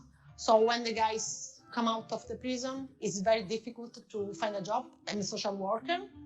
And when I met the first time these guys, I discovered they born inside by the neighbor, and they grew up without rules, without perspective, without dreams. They thought this is only possibility in my life to do crime. We started to thinking about a bakery inside the jail. We made this bakery, and every day we prepare cookies when you feel that you are useful for the society. It's very important.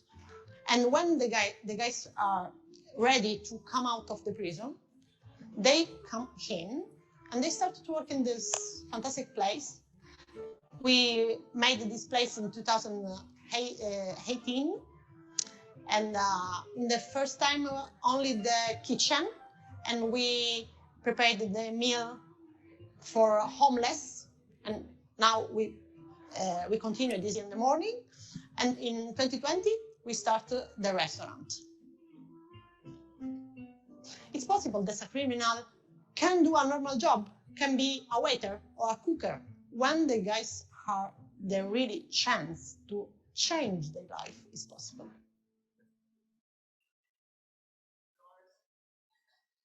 As of 2023, Kentucky has a Make Travel Matter experience on 84% of its itineraries globally.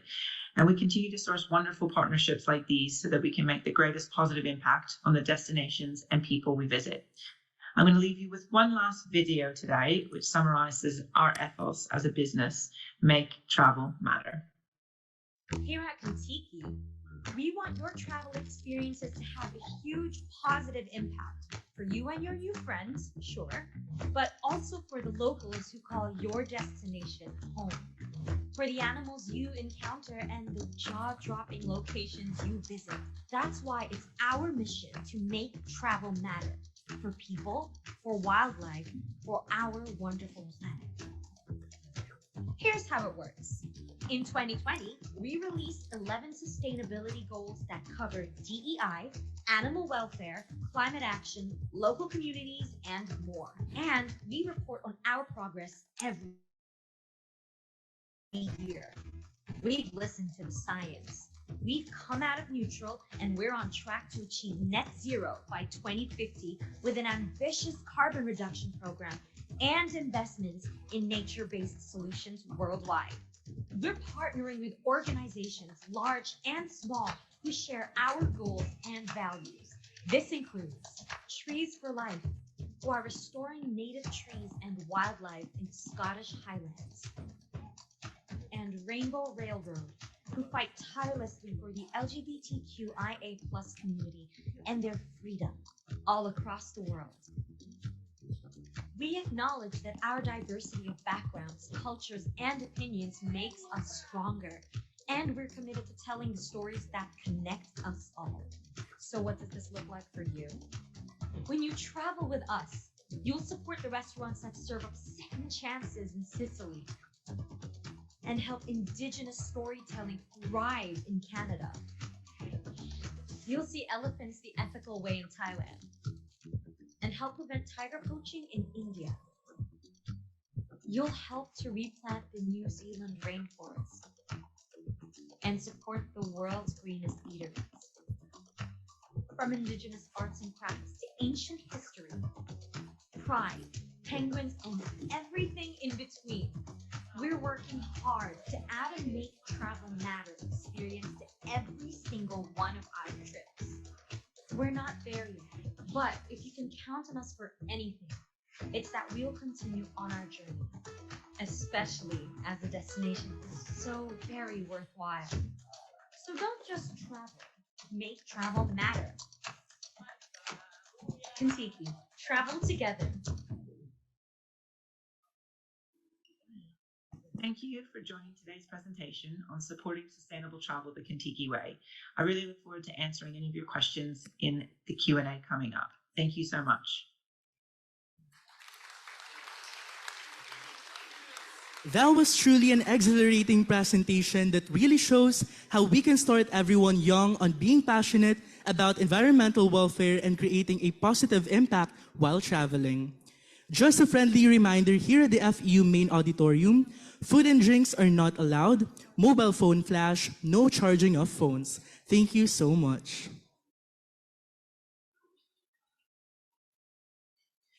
At this juncture, we are now joined by Ms. Hayes on our virtual screen. Hello and good morning. Thank you for joining us despite the 7-hour difference, and we know that it is very early in the morning there in UK at this time. So now we are opening the floor for the question and answer portion to accept questions from our audience here in the auditorium.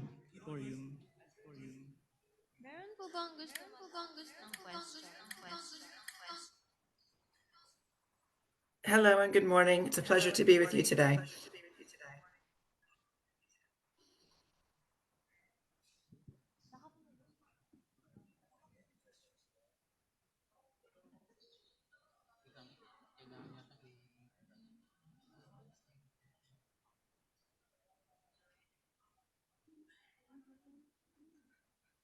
Once again, please feel free to use the microphones located in the center aisle.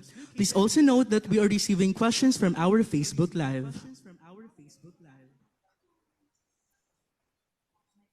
Hello, good morning. Good morning, Ms. Hayes. Good morning. I'm from St. Paul University, Quezon City. And my question is, though travel agents or the travel trade sector is not directly part of the CORSIA or the Carbon Offsetting and Reduction Scheme for International Aviation, how can travel agents like us or like you promote CORSIA? Are you able to explain what CORSIA is? It's not something we're familiar with in the UK.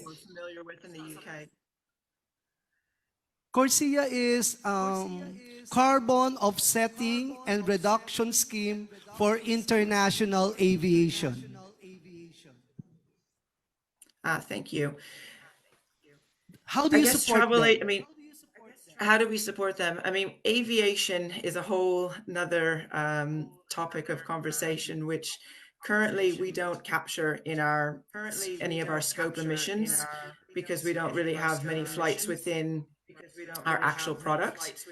So what we do is any flights that are within our product we capture, but how our travelers get to our start destinations is not something that we currently capture. We realize it's sort of the big elephant in the room because flights are generally one of the most carbon intensive modes that our travelers need to get to the start of their trip, which sometimes might be halfway across the world.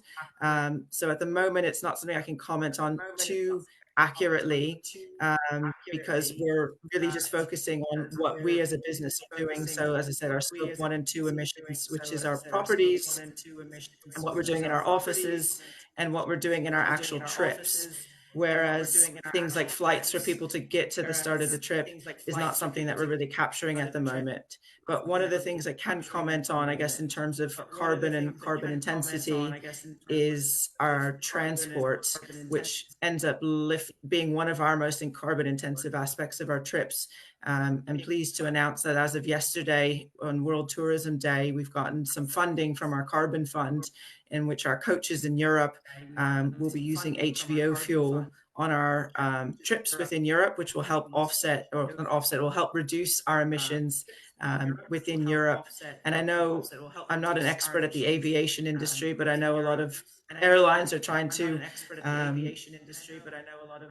are trying to work with HVO fuel as well when it becomes more regularly available.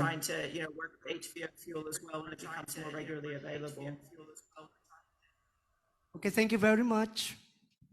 Okay, thank you very much. Thank you. Thank you very much. Okay, so good day, Miss Hay. So my name is Clark Vincent Gaas from Southville International Schools and Colleges. So, and here is my question. So, according to the news that there are most airlines are switching to the SAF or the sustainable aviation fuel. So how can the travel agents, even though they are not part of the aviation group or something, should able to support the way the aviation does in using the solution using the sustainable fuel? Good morning, and thanks for your question. I'm not the expert to advise on sustainable aviation fuel because it's not something that sits within my remit and not something that we focus on at all. So I'm not comfortable, or I don't have the background to speak on that topic, unfortunately.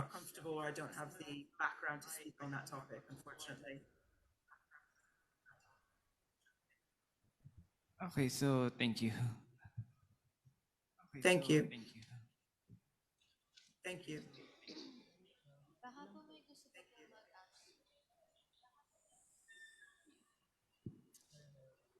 Good morning po. So my Good my morning. question is, in St. Paul University, Quezon City, Tourism and Hospitality Management, we have this tagline, no one will left behind. In line with that, when we travel, there is always a purpose whenever we visit destinations.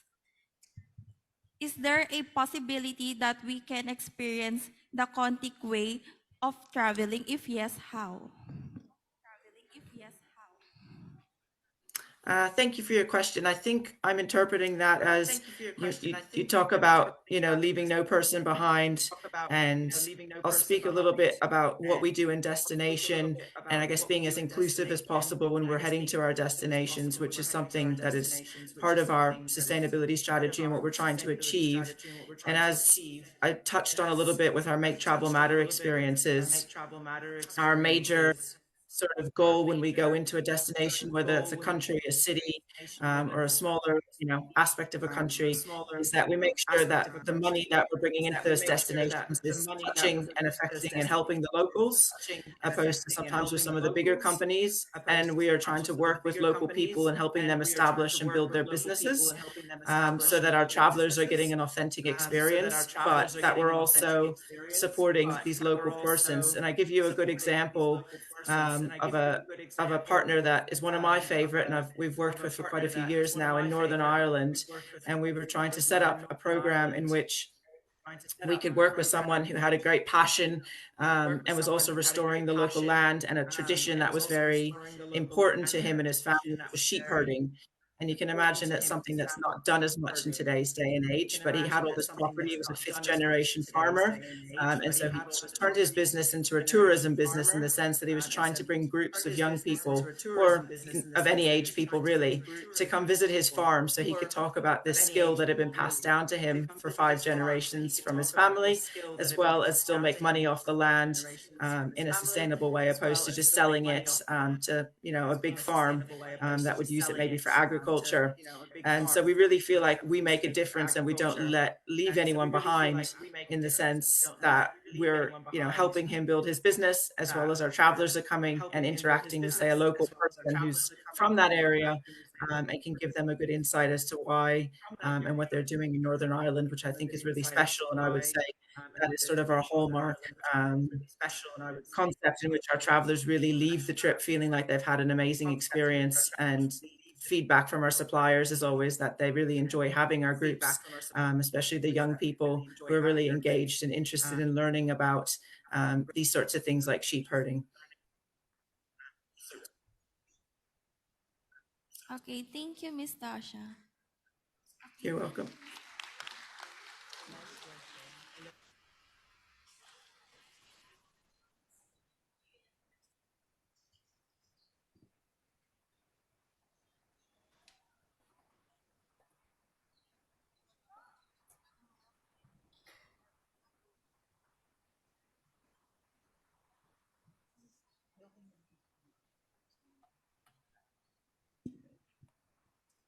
Thank you so much, Ms. Hayes. Also, kindly stay with us as we invite our other two distinguished guests, speakers Dr. Bakilias and Dr. Acosta, here on the stage.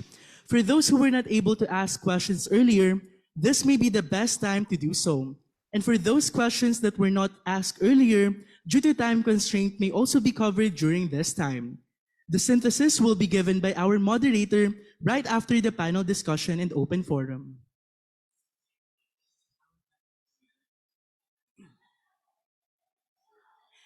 Our panel moderator is a member of the Board of Advisors of the Asian Institute of Management, Dr. Andrew L. Tan, Center for Tourism, and member of Tourism Knowledge Center. Dr. Rodolfo has an expansive experience in tourism research and consulting for government, private sector, and international development partners. She served either as a consultant or research person to organizations such as USAID, USAID, APEC, Philippine Study Network, and Philippine Institute of Development Studies, which are only a few of a long list of projects that can be mentioned. Let us all welcome Dr. Maria Cherilyn Rodolfo to facilitate the panel discussion and provide a synthesis of what was discussed.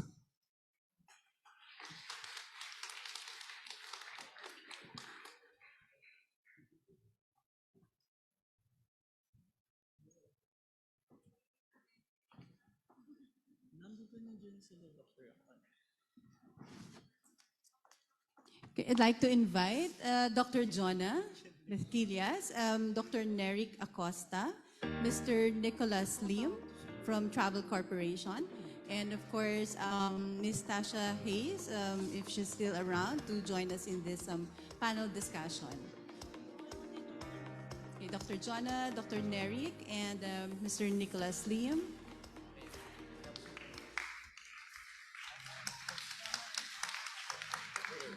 You can sit there in the middle.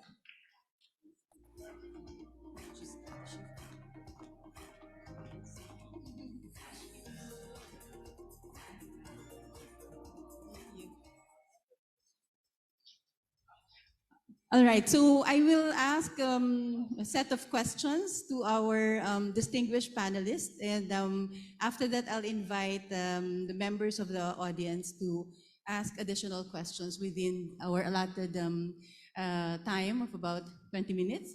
Okay, so my first question will be addressed to Dr. Jonah. Since you are with the academe and you've done a lot of research, what would be your recommendations to our academic and research institutions in order to achieve this green transition? Will there be changes in curriculum that you would suggest, or the way, let's say, methods are being done in the school?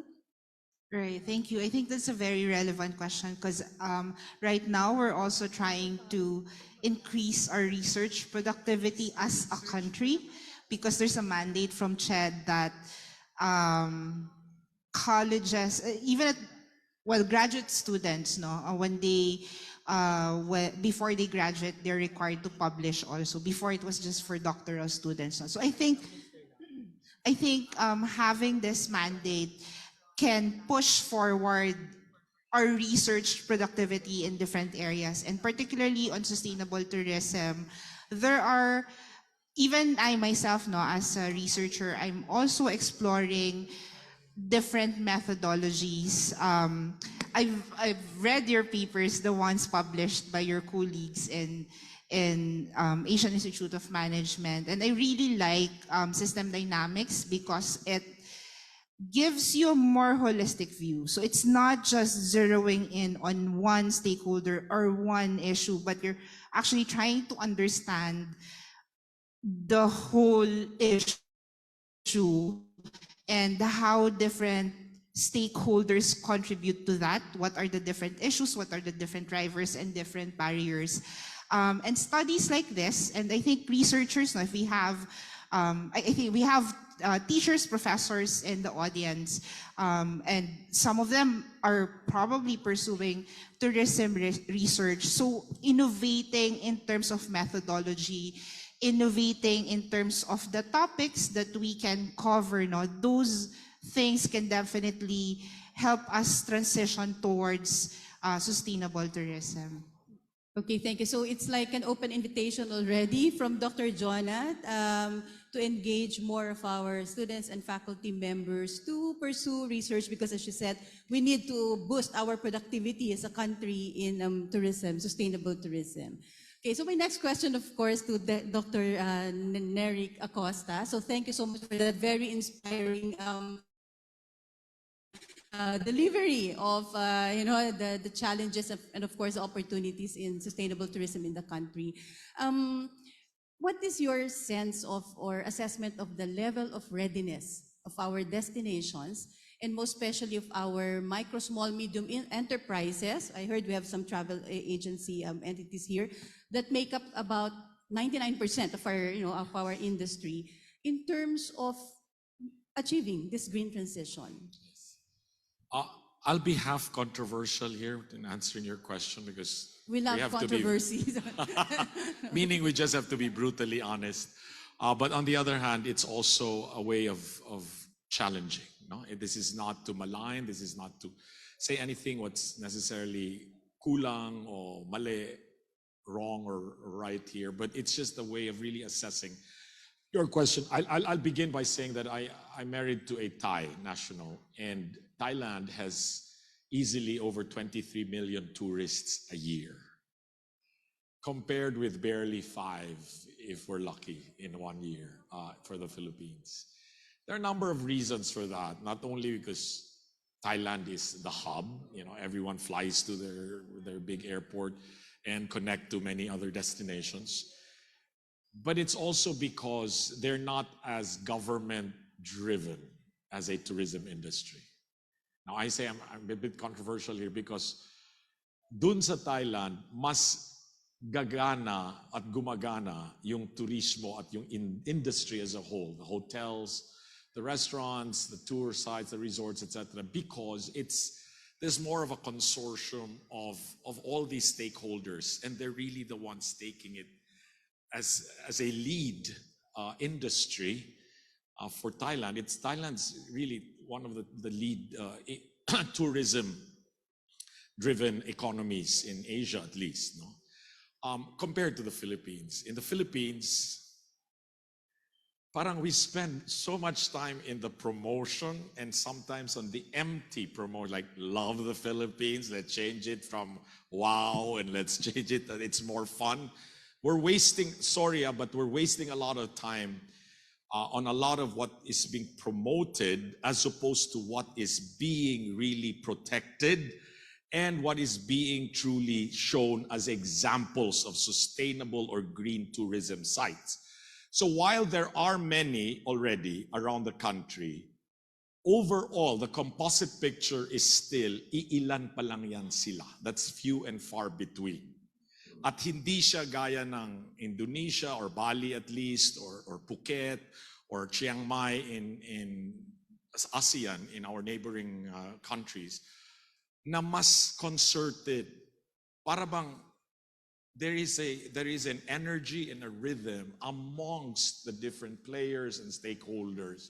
So when you ask me, ma'am, readiness, it's not that we're not ready, but I think the context of, because you mentioned earlier, governance, government has to push also a policy on that, etc., on laws on really sustainable and enforceability, etc. Importante yun lahat. Pero we can only rely on a bureaucracy and government, a ministry or a department of tourism so far. We really have to take it as a concerted group or team of industry players and stakeholders. Sa akin kasi kung wala yun, kanya-kanya pa rin tayo. So meron tayong parang spectrum na, uy, ang ganda dun sa sa Ilocos na side, sa Cordillera, sa Mindanao, sa Cebu kasi may iilang mga napakaganda na ecotourism, nagtitrekking tayo, we're very organic, but those are outliers. Because for the most part, marami pa rin nagkakanya-kanyahan sa ating mga tourism at travel. And that's what we must look at. If I were, because I was a secretary before, but if I were a secretary of tourism, I'd focus far less on just the promotion. Let's just get everyone on board. Let's move things together. And it's not about the slogans. At the end of the day, it's as basic as having the right restrooms, clean, accessible for all kinds of tourists, and also more, not just environment friendly, but PW friendly, mga ganon ho. Kasi yun ang kulang. Parang the Ministry of Tourism, Department of Tourism should be the driver to unify the entire industry. Not just to regulate and to check and then promote. Kasi talagang yun, sorry, I hope I'm not riling anyone up, but I think that's just a very honest view of what needs to still be done to shift truly to something more, not just sustainable, but more united, more concerted as an entire industry. Thank you, Dr. Acosta. So actually, based on this response, it seems like there really is a big call for everyone out there. And right now we have a very big, let's say, pool of very young, tourism professionals, faculty, students, and those in the industry who could probably support this transition of our micro, small, medium enterprises, and the destinations that you described seem to still have very low readiness for this transition. Okay, thank you. Now I'd like to ask Mr. Nicholas Lim. So thank you for visiting us here in the Philippines. You came all the way from Singapore, right? I basically came from Singapore. Okay, thank you. Especially for this Travel Talk event. Yeah. Yes, So very happy to be here today. Yes. Thank you so much for your time. And the title of our, or the theme of our forum is Shake It Off or Take It On, Operationalizing the Green Tomorrow. So earlier, Tasha discussed about the greening, the Kontiki way. Now, I just wanted to ask, because in this transition, we're just talking about greening, but what is the role of digitalization in this transition to sustainable development, the Kontiki way? Like, what have you done maybe in the Kontiki company or travel corporation in order to capitalize on the good things with digitalization? Okay, so basically from our travel corporation brand, be it Insight and Kontiki from what we are talking about today, we used to be issuing a lot of travel documents previously when we travel. People are going with like hotel vouchers, travel vouchers, and things like that. So something that we have done in recent years is that we have cut all this out and everybody has gone digitalized. All the information, travel vouchers, transfer vouchers are now all in soft copies, basically all in your phone. So you do not need to have all the printed copies, printing of papers, wasting of papers, cutting down trees just to actually print out all these documents. And not just that, whenever everyone basically choose this option of doing digitalized documentation, we on our end will actually plant a tree in the name of the passenger. So instead of cutting down trees to basically print out vouchers and things like that, we are now going the other way around and plant a tree in the passenger's name. So they are actually doing their part as well in the environment. At this moment in time, no, the tourists themselves will not be planting. So basically where we plant is way over in America, where of course you have loads of land space. So that's where we will plant a tree in their name. Okay, and then related to that, are you able to measure, for example, the savings that the company is able to generate from all of these measures, like the reduction in the use of, let's say, paper and the like, and or what are the challenges in trying to measure so that we can manage better? From what I remember, basically from when we started, which was about maybe 4 years ago. Of course, there was an interim period where we had COVID about 2 to 3 years. We have actually had about 400 hectares of land where we have trees planted. So this is just a measurement of how much people have opted to go digitalize and to help and save the environment as well. So people now are aware. People are now also very much more IT savvy, that they are much more convenient to look at information, documentation on their mobile rather than having that hard copy now. So, I mean, some of the guests previously, when they lose their paper documents, they'll be like panicking and things like that. So now they do not need to worry because everything is in the, on their palm, basically. Okay, that's very impressive, and that's really very detailed operationalization of greening, our tourism industry. Now, I'd like to ask Ms. Tasha, because your presentation a while ago focused also significantly on the interactions between visitors and the community, so the social interactions. What lessons in community engagement can you share with our audience so that we can ensure that travel really matters to both the visitor or the tourist and the host communities for the trips that you have actually packaged in the TAN? Thanks for your question. And it's a really good one and an important one. And I generally speak from the European perspective because that's what I look after is Europe. And that's our biggest intake of travelers. We have about 40,000 travelers in an average year that come to Europe, of course, without considering COVID. And I think Europe as well has had a bad sort of rep in the last few years, and over tourism is something that you guys speak about maybe not having enough tourists, but we speak about having too many tourists in some of the destinations. And I'm sure you've seen online places like Rome and Venice and Paris, which just have so many people kind of condensed and visiting these places at one time. So for us, as you said, making sure that all the stakeholders are engaged with tourism is super vital and important for our success, not only as a business, but it also makes the traveler experience so much more authentic and enjoyable. Because if you can imagine, jumping off of a coach or a train or a plane and coming into a really busy city that's just hectic and too many people out there trying to see the same thing, it's a bit off-putting for a lot of our travelers. So what's really important for us is to make sure that we're finding those those small producers or those small family-run operations, so that when we come into their cities or into their towns, they're not, wanting to push us away. They're wanting to work with us. And maybe we're visiting, their sites or their farms at a time when it most benefits them. We're also trying to visit places sort of off the beaten path, which I know is a bit of a, off the beaten path. What is off the beaten path? But we're trying to visit places that are a bit more less known, or people come to Europe and they think, I don't really know anything about these places, but because we take them there, they become engaged in these smaller places and say, hey, that city was just as cool as, the Paris or the Rome, because Kentucky took me there and I had this amazing local experience. Another great one that we work with is outside of Salzburg. And Salzburg is in Austria and well known for the sound of music and a lot of tourism because of that. And of course, the Alpine vistas and just the natural beauty of Austria. And again, we work with a farmer who no longer can sustain his business through farming of dairy, because dairy has sort of gone downhill a little bit in Austria. And so now he makes his own schnapps with the, local fruit.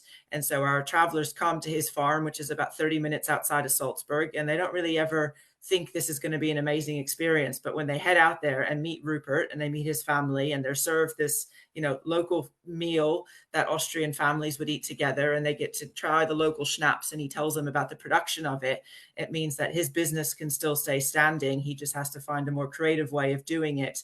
And then, of course, our travelers are very engaged that they're actually getting to meet an Austrian, meet his family, and they leave, saying that's one of the best experiences they've had on the trip, and they feel like they've made a bit of an impact. When we ask them when they come into the trip, I don't think they ever think they're going to make an impact, but when they leave the trip, that's definitely something that sits with them and lasts with them. So we're trying to replicate those engagements in all the different destinations we go in Europe, which is a big task, but we find that it's one of the best things of our trips and what travelers are really enjoying. So that's what we're focusing hard on as we continue. Just so I really like what you said, that it's really the spirit and the extra effort of making that discovery and rediscovery of actually communities. So more than the usual things that we see and experience. Thank you. Now, I'd like to invite members of our audience to ask questions. For those who missed, asking questions a while ago, this is your time and opportunity to raise some questions. So again, we have here Dr. Jonah, Dr. Nerik, Mr. Nick, and also Ms. Tasha. So members of the faculty and the student body, and also from the private sector, any questions that you'd like to raise? Okay, I think I see. All right. Please state your name and your affiliation. Good morning po. I am Dos Lucinesio. Actually, I am the ITHM Student Council Vice President, and my question is somehow related because I am one of the representatives in FEU Congress, and in FEU Congress, we are the lawmaking body and the FEU, so we cater the grievances and collect the problems inside the FEU, then we make a resolutions out of it. So my question is, for so long years, FEU had been fighting for the last years, FEU had been fighting for climate change. And even in the Congress, it's not proceeding. So I think it's about time to ask our speakers and ask everyone to how are we going to persuade, or how are we going to penetrate this issue and persuade the admin to make an action about the resolutions that we have been passing in the Congress. Okay, and so the question is more how will our speakers help me persuade, or help the Congress persuade the admin to make to consider the position that we are fighting. Okay, thank you. So maybe I will ask each of our speakers to give maybe at least one or two key points or messages that the student body can use to convince or persuade our policymakers to really prioritize this fight against climate change. So just one or two short messages, all right? Or key takeaways. Who would like to start? Kongreso ng FEU daw eh. Yeah. So, student politics. Yes. Yes, Dr. Acosta. Yeah. What's your name, sir? Again? Dos po. Dos. Yes po. Dos. Okay. Sir Dos, I'd like to pose this as a challenge. Di ba your school colors are green and what? Green lang? Green and gold. Yun, green and gold. So perfect. You always ask the administration, the owners even of the board and the owners of FEU, what's in it for them, for FEU, to make climate change a leading hallmark as a school, as an academic institution. Let me pose this as a challenge. Why don't you in FEU Pose that challenge to your leaders, your administration, your board of regents. Become one of, if not the leading university or campus specifically in Metro Manila. Begin with Metro Manila. As kung may green seal sa mga local government units, di ba? Maayos yung waste management nila, maayos yung water, maayos yung anti-pollution measures at mga panukala nila. Ano ang maipagmamalaki ng FEU na green at gold, green na green, ecology, na siya yung magiging bandera, you hoist that flag and say FEU leads this climate action, sustainable development goal number 13 for the universities of Metro Manila. I know there are initiatives already in various universities, but there is not one that I know of that comes close to a small university in Dumaguete. Yes, Dumaguete. There's some from Dumaguete. I sit in the Board of Regents especially on the sustainability programs of Foundation University in the city of Dumaguete. And that university for a number of years has been named the greenest, most energy efficient, most climate friendly campus in the Philippines, not just the Visayas. And they have solar panels for some of their laboratories, some of their appliances, ang mga building nila green, ecological, may mga rain catchment, maliwanag dahil they use less energy for lighting and more from natural light, mga ganyan. They let ivy and greenery crawl on their buildings. Napakaganda. Maliit siya na campus, but it has very clear ecological principles and applications to make it a living example. That's my challenge. FEU, live it like that. Make it a shining little beacon. Begin with that. And lead the way. Kayo na ang green green color na ang... Okay, so use the color of Yeah. FEU, capitalize on that in the message. And like the Dumaguete Okay. example, it's really, para bang, make it a marker, make it a hallmark, make it an appellation. Kapag FEU, green yan. Hindi lang green sa kulay, green sa ecological consciousness at campus na nanidito, nakikita at bilang halimbawa para sa lahat. All Para sa right. buwan. Thank you, Dr. Acosta, for that very critical advice to the student body. Now, maybe we can go to the next question. Thank you I think so we much, have, sir. yes, another member of the student body who would like to ask questions. Good morning po. I'm Carlel Alovera from San Beda College of Alabang, and my question is directed to the panel. This is quite controversial, timely, but also worth noting. In the recent news about Slater Young's Banawi Rice Terraces inspired condo that will be built beside the mountain in Cebu, he said that the mountainside project will be as sustainable as possible. But isn't it ironic that he will disrupt the natural order of that hillside to build something that has serious environmental risks of the soon-to-be-built condominium? What is your take on this, and what are your recommendations to these developers who are working on similar sustainable projects? Thank you po. Okay, so I think we will not discuss maybe a specific project of a specific, let's say, individual in this forum, but based on our just internal discussion here, maybe if we could get, let's say, your contact details, then we will be able to provide you with, particularly our panelists, to provide you with, let's say, key responses to those specific projects, if that's okay with you. So maybe I would like to request our organizer to get the contact details. Yes, Dr. Jonna, would you like to comment?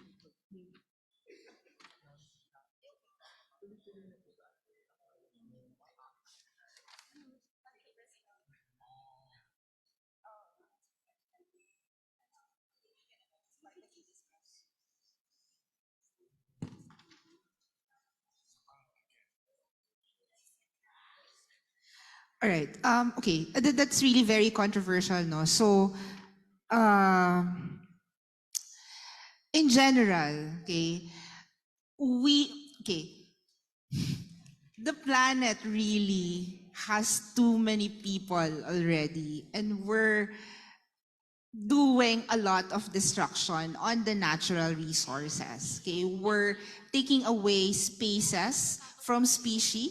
Okay, and then when they come to our homes, tayo yung nagagalit. We're the ones who are, who are pissed at them because they're encroaching into our spaces. When in fact, we're the ones who are encroaching in their natural lands. Okay?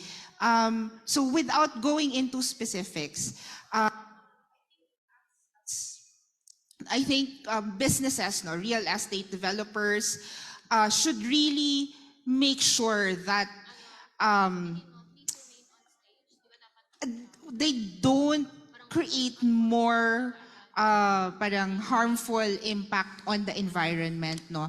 The fact that you are building, something on the side of the mountains, cutting trees, redoing the basic formation of the land, no, that would definitely have an impact on the city in the lowlands, impact on watershed, impact on reducing also yung source of oxygen, no? So, kasi we're cutting trees, eh. Although they're saying the plants, the trees will be planted again, no? But marami siyang ecological impacts, no? Parang yung minention kanina ni Dr. Neric, yung reclamation, no? It's similar to that because you're claiming land, claiming mountain, no? And turning it into a residential commercial space. When in fact, pwede namang hindi galawin, eh.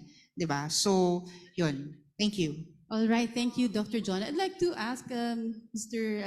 Nick, in your, let's say, observations of different destinations, which ones really would demonstrate, this balance between, let's say, the pillars of a sustainable tourism? I guess this is what we mentioned, very, very controversial. We want to improve our country in terms of destination to attract more new tourists coming to the country, yet we still need to preserve a lot of heritage. We still need to preserve a lot of culture because this is where our roots are. This is basically what we are and where we come from. And this is basically something that we need to preserve from what I feel. Thank you. So you have at least the general responses to your question. Okay, and for any details, I think you could also approach our panelists after this activity. Okay, maybe just one more question from the student body or from the faculty. And please identify to whom you're addressing your question to. Thank you. I'm Andy Mitchell Lincod from Arellano University, Pasig. Ang may question lang po kay Sir Neric Acosta. Based sa sa title niya po kanina is Sustainable Tourism Management Tool, Transformational Effectiveness. And yung question ko po is simplicity the best answer when it comes to functional and aesthetic design? But yung nature po is naka-still remain pa rin sa place. And consider niyo po ba yung nadi-displace ito or na-degrade ito? Napakaganda po ng tanong because actually my answer to that point blank is yes. The more simple and the more adherent we are to nature, kung gagalang mo lang kung anong nandiyan na, mas lalo kang lalago. Kesa sa gaya ng, sorry, I'll just touch a little bit on the previous question. Kung sisirain mo, tapos gagawin mo ng parang mas green kuno, the fact that you've already caused damage, it's already irreversible. Like Manila Bay yan, or sa Cebu, or sa kung saan. You've already caused that kind of damage. And in the end, nature that took years, millennia to evolve to what it is, ay nawasak in just a matter of, di ba? In a matter of a year or two. What took so long to develop on its own. So yes, Design now, you know, architecture, green architecture, sustainable design, lahat yan incorporates, again, first and foremost, the elements of nature into the design. Paano mo gagawin na ang hangin, hindi ka mag-aircon na sobra? Why do we lock ourselves into boxes of concrete, then put sangkatutak na aircon? Why can't even the ventilation of our bahay na bato from the 1800s in Vigan and everywhere in the country, using the opaque capiz shells, the ventanillas, the ventilation, the azotea, the high ceilings, that adjusted and adapted to our tropical weather. Mas malamig pa nga eh. Kasi bricks dun sa Zaguan, sa first floor, di ba? Tapos paakyat yung air. Tapos yung air, yung ventanillas, yung mga kalyado na, it just flows. The wind flows and you always are sensitive to where the sun rises and where it sets. And that's like the heritage house in our resort. Because you're always sensitive to the fact, di ba ma'am, na yung no one place or area of your house is hotter or cooler than the other. Yung ganun lang, sustainability is so simple, but we must first treat nature and what it teaches us as sacred. Tapos doon ka mag-incorporate. Hindi yung tayo ang naghahari-harian and saying, demolish that, take that out, put condos there and build and make it pa green. Pero sorry, sa this last point, in those ridges, projects, whether in Cebu or elsewhere, where you build on limestone, Cebu is limestone. It's not Singapore or Hong Kong, which is granite. So they can put high-rise buildings for their density of population. Cebu, your last remaining watershed is that spine. Sisirain mo pa. Tapos mag-erode na yan. Magbabaha na yan. Tapos anong mapipinsala? Lahat. Pero in the name of progress, in the name of development, in the name of capitalist growth, we're going to exchange that long-term benefit of the ecosystems and ecology for the short-term gains of profit. That's why Kontiki and academics like Dr. Jonah and the work we do with the Philippine Center for Sustainable Development, we always have to rethink talaga. Iibahin ang ating pag-iisip, including and especially things like design and architecture. Yes, simplicity. Yes, sacred yung nature. Adhere to it, respect it, and be responsible.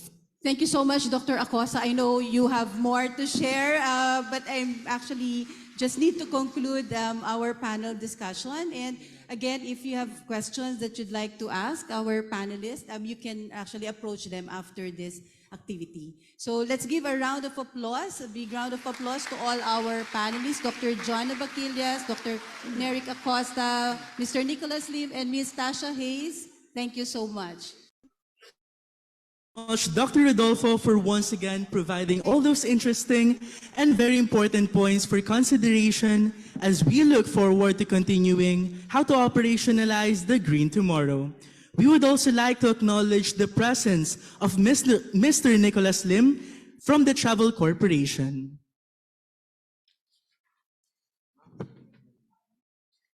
Unfortunately, the program is nearing its end, and we need to take this time to thank our wonderful speakers face-to-face and virtually on screen. This event is brought to you by the Tourism Knowledge Center by Raja Travel Corporation in partnership with FEU ITHM. May we now call on stage Associate Dean Twason with Ms. May J. Cal from FEU faculty, and from the Raja Travel Corporation, Ms. Eileen Clemente, Chairman and President, with Ms. Jennifer Gapuz, Assistant General Manager for the Tourism Knowledge Center, to award the certificates of appreciation to our dear speakers. This has been the fourth Travel Talk event entitled Shake It Off or Take It On, Operationalizing the Green Tomorrow.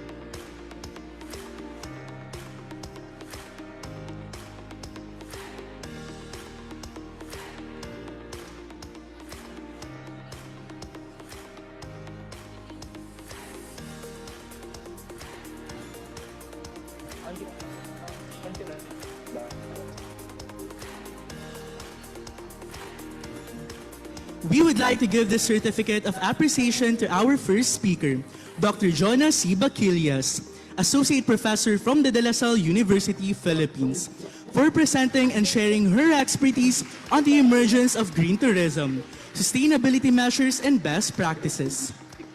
Please remain on stage for the group photo opportunity. Our next certificate of appreciation is for our second speaker, Dr. Juan Romeo Nereus Neric O. Acosta, for presenting and sharing his expertise on sustainable tourism management tools, transformational effectiveness. Please remain on stage for the group photo opportunity.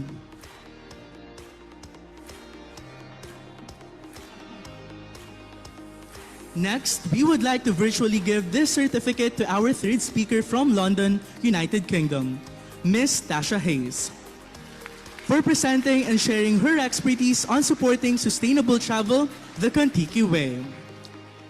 And last but not the least, an appreciation to our dear moderator, Dr. Maria Cherilyn Rodolfo, for facilitating the panel and open forum discussion.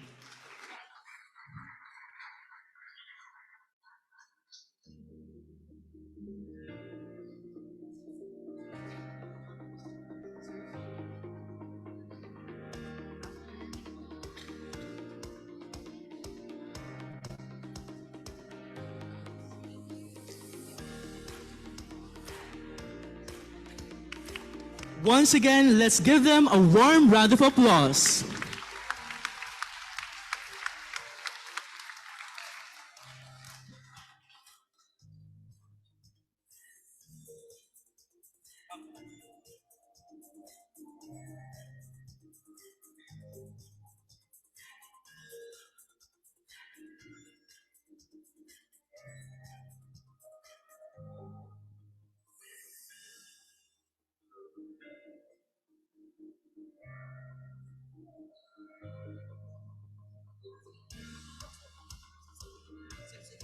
As we come to an end in today's event, we would like to call on the Raja Travel Corporation's Chairman and President for the closing remarks.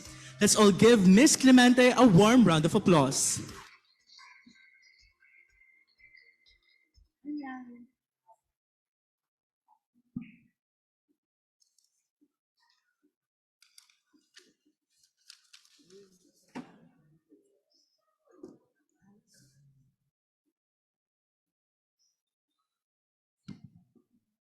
Hello, ano na ba? Good afternoon na ba? But anyway, I would like to first, bago ko makalimutan, I'll just reply to, I think, some of the questions. I know I wanted to speak a little more, but that would take like 4 hours. So, I'll just answer a few questions about aviation. In fact, for aviation, to manage a net zero or a lower carbon footprint, there are now sources of fuel that can be used that is better than what was used before. So for that answer, I think one of you asked that. But Singapore Airlines is also outside for your airline question naman or aviation question. They're also here. We invited also some of our partners to be with us today. Also, at the end of the day, what we espouse in Raja is stewardship, which is actually what this is all about. When we talk about sustainability, we talk about green, it's really about stewardship, knowing that you are stewards and that you're taking care of something for someone else. So this doesn't just go with the planet, but also of each other. So when you have your pag-manager na kayo, or yun nga, kung dean or all the way down sa faculty, ganyan, you have to remember that you are taking care of the ones that you are training. So we espouse stewardship a lot. So I want, if there's anything that you need to learn, it's stewardship talaga, knowing that you are stewards. Okay, so let me go to this. First of all, hindi na pala first, sorry. I would like to thank Dr. Harold Bueno and the rest of the Far Eastern University academic managers and students for being our gracious host institution for today's travel talk session. So, FEU has been one of our institutional academe partners. So that's very important because you get to experience something like this in your area or in your place, and we bring all the best speakers that we have, no? And we also want to express our gratitude to our speakers. So, Dr. Baquillas, Dr. Acosta, and Ms. Tasha Hayes and Mr. Nicholas Lim for sharing your knowledge on the respective topics. We also appreciate, of course, our ever loyal Twinkle Rodolfo. Dr. Twinkle Rodolfo has been constantly supportive of the advocacies of TKC, of the Tourism Knowledge Center. Thank you for the superb facilitation and wrap-up of today's discussion. Of course, we also wish to acknowledge our academe partners for their continued support. I think there's a list of those who are here. Baka pumalakpak kayo pag mention ko pa yung mga pangalan ng schools ninyo. But there are a lot. There's really a lot. So, AIM is here. Asia Pacific College, De La Salle, College of St. Benilde, of course, Far Eastern University. I'm just doing this alphabetically. Holy Name University, Holy Trinity University, Lyceum of the Philippines, Manila and Cavite. So meron talagang mga wala sa pinaka-Manila area. Our Lady of Fatima University, Valenzuela, San Beda College, Alabang, University of Santo Tomas, and Southville Institution of Tourism. And then from our other guest colleges, we have Arellano University, three campuses from Arellano, Bulacan State University, Centro Escolar, Colegio de San Gabriel Arcangel Incorporated, Colegio de Santa Catalina de Alejandria Incorporated, de Ocampo Memorial College, Lourdes College, Perpetual Help College of Manila, Philippine Women's University, FINMA, St. Jude College, Polytechnic University of the Philippines, San Sebastian College, Recoleto Sapphire International Aviation Academy, Yan. St. Paul University, University of the Philippines, Asian Institute of Tourism, University of Perpetual Health System, Laguna. Yan. So I hope I mentioned everyone here and also on live watching online. And also, we acknowledge our academe partners for their continued support for gracing our event. And we also have Singapore Airlines and Kontiki Holidays for being part of the travel talk session. So magtanong na kayo ng airfares nyo sa labas. Magtanong din kayo ng trips nyo dito. Both are sustainable partners namin. So just to mention that. The Raja Travel Tourism Knowledge Center launched the Travel Talk in 2019 actually. We aim to create a forum for sharing knowledge, ideas, information, and opinions among the academic tourism professional and industry practitioners pertaining to current developments, trends, challenges, and opportunities in the tourism industry. Sustainability has actually been a buzzword 1990 pa, so baka hindi pa kayo pinapanganak, and early 2000s. We all agree that it is important for a livable future. It is important for our livelihood as well.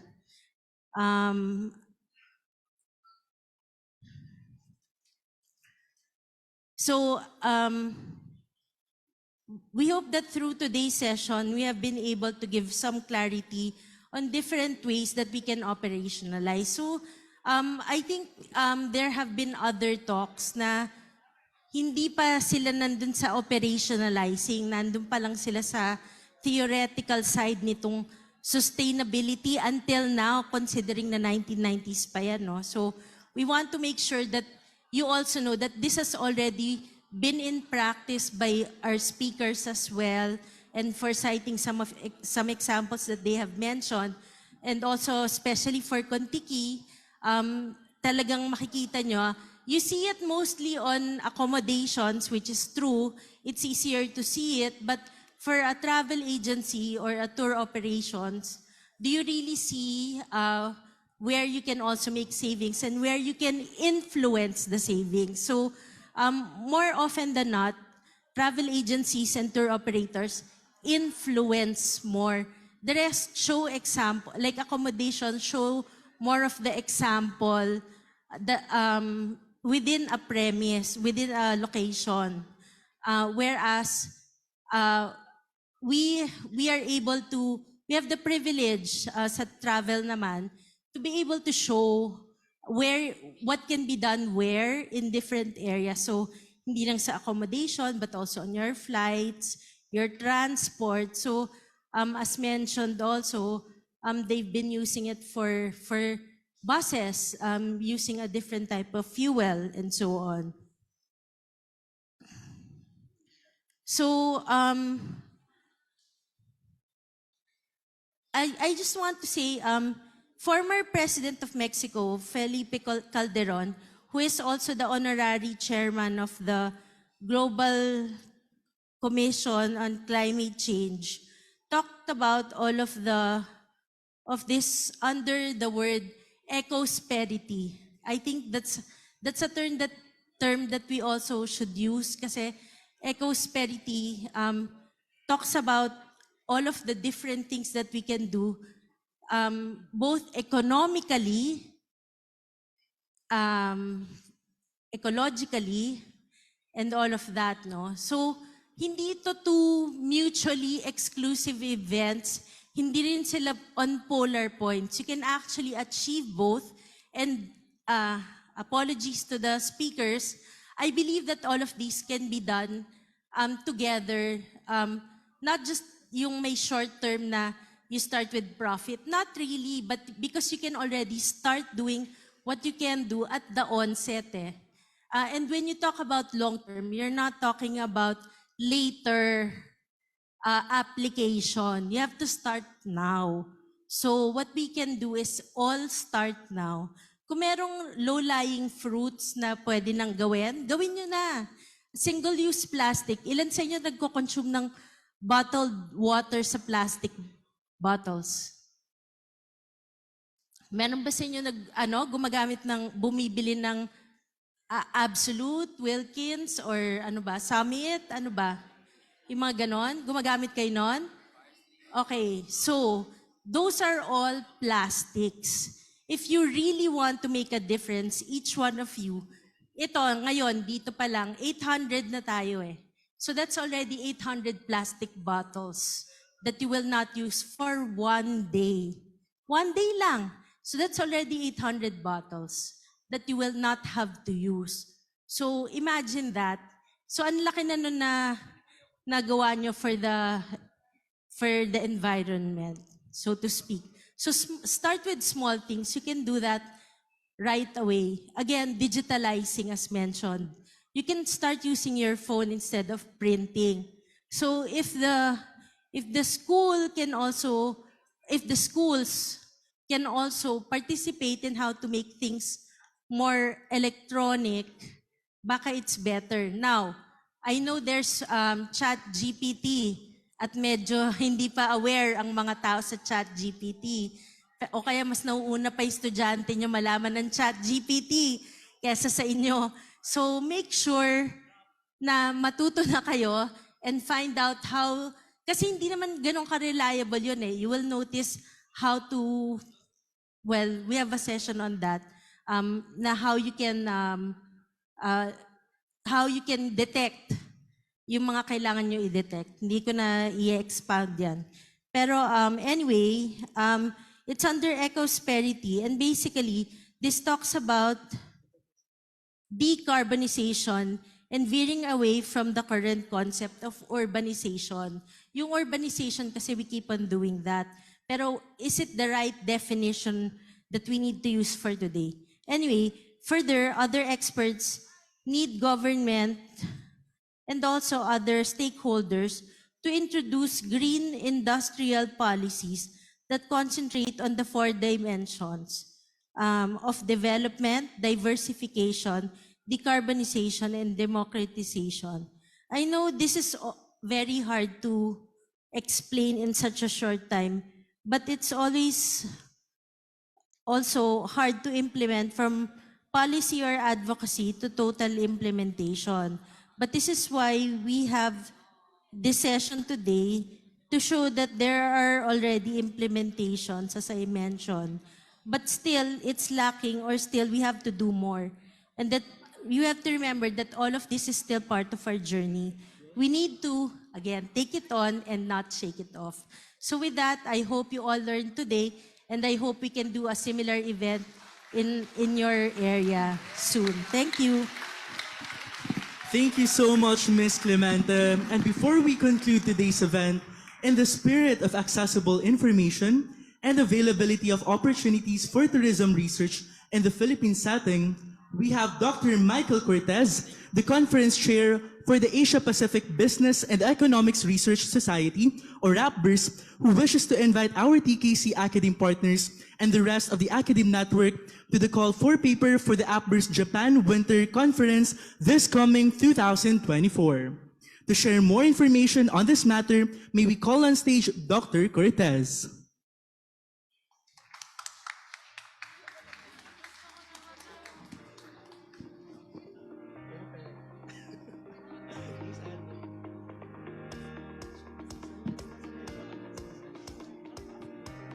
Good.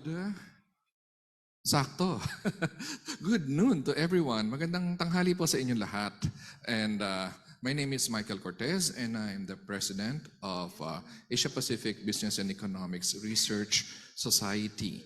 Ayan. And I would like to invite everyone, mga young faculty, pwede ring mga co-authored work with their students, to our winter conference na gaganapin sa Japan, sa aming university, sa Beppu, Owita, Japan.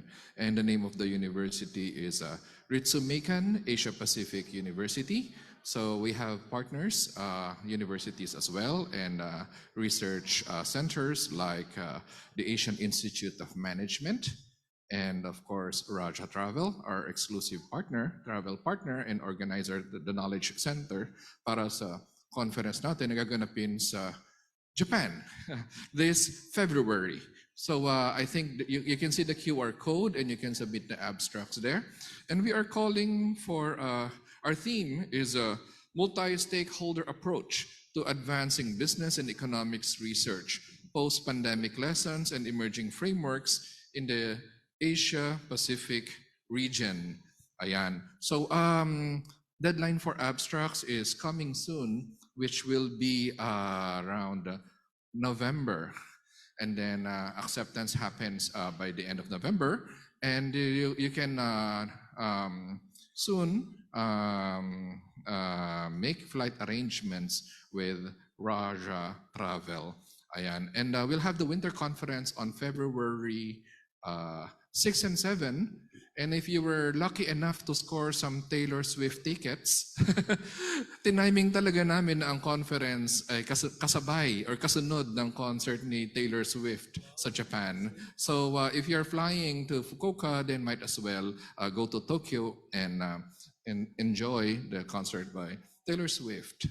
Ayan. And we have conference themes, and earlier, i-expand ko lang yung pinag-uusapan ng mga conference presenters a while ago, actually nag-evolve na ang construct, nag-evolve na yung concept on sustainability. When it comes to corporate and global reporting, we already call it ESG, environment, social, and governance reporting, as far as corporate is concerned in the global arena. So we call for ESG research, Sustainable Development Goals, pwede yan. If you're writing this kind of research, we invite you to apply to our call for papers. And emerging capital structures and business organizations, mga BPOs, virtual organizations and online modalities. We also call for sustainable tourism businesses. Of course, I'm a non-resident fellow at the Asian Institute of Management.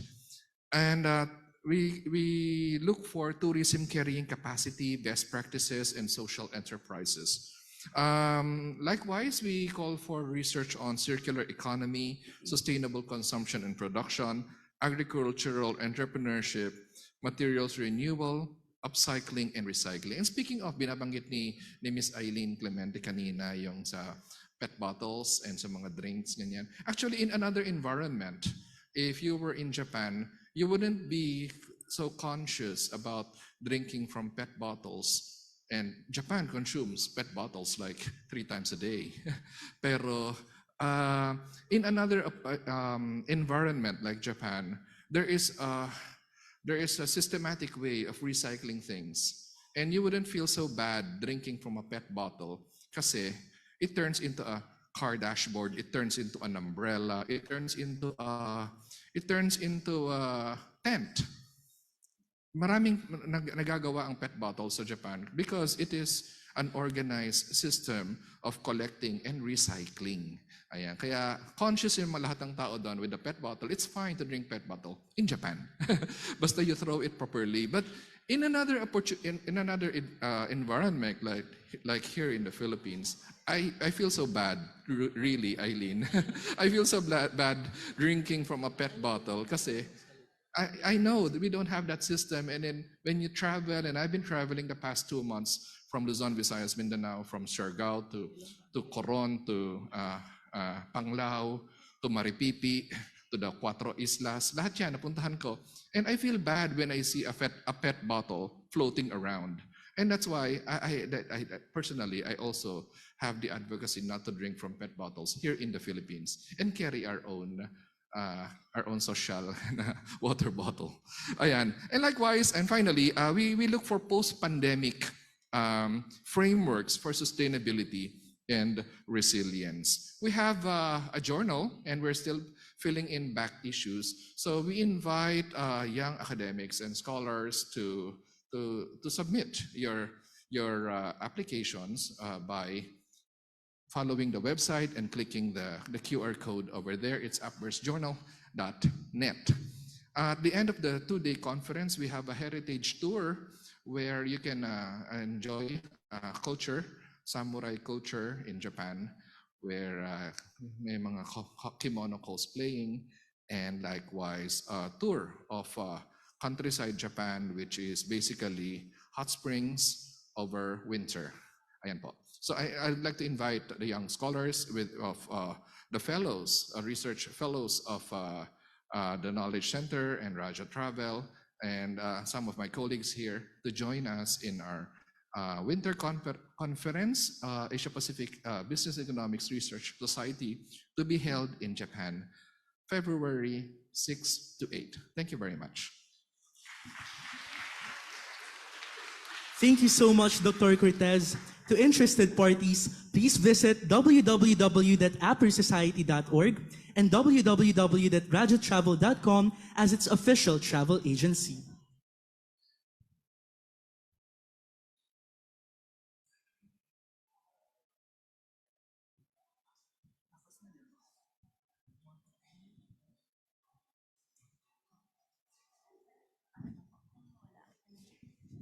So if you're wondering where our talk came from, it came from this book, People, Planet, Profit.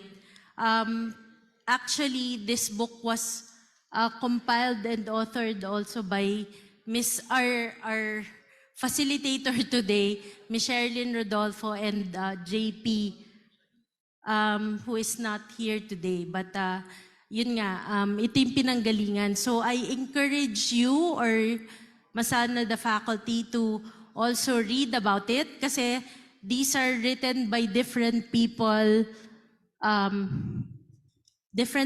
like our speakers today, who are also part of the book. So we highly encourage that you order your copy from our website also, or from us, we're still here, so that you can appreciate also where our travel talk comes from. Just an additional acknowledgement and thank you to the DOT representative who's with us, no? Ms. Agnes Ocampo, and from the Manila City Tourism Office, Mr. Ronald Flores. Thank you for...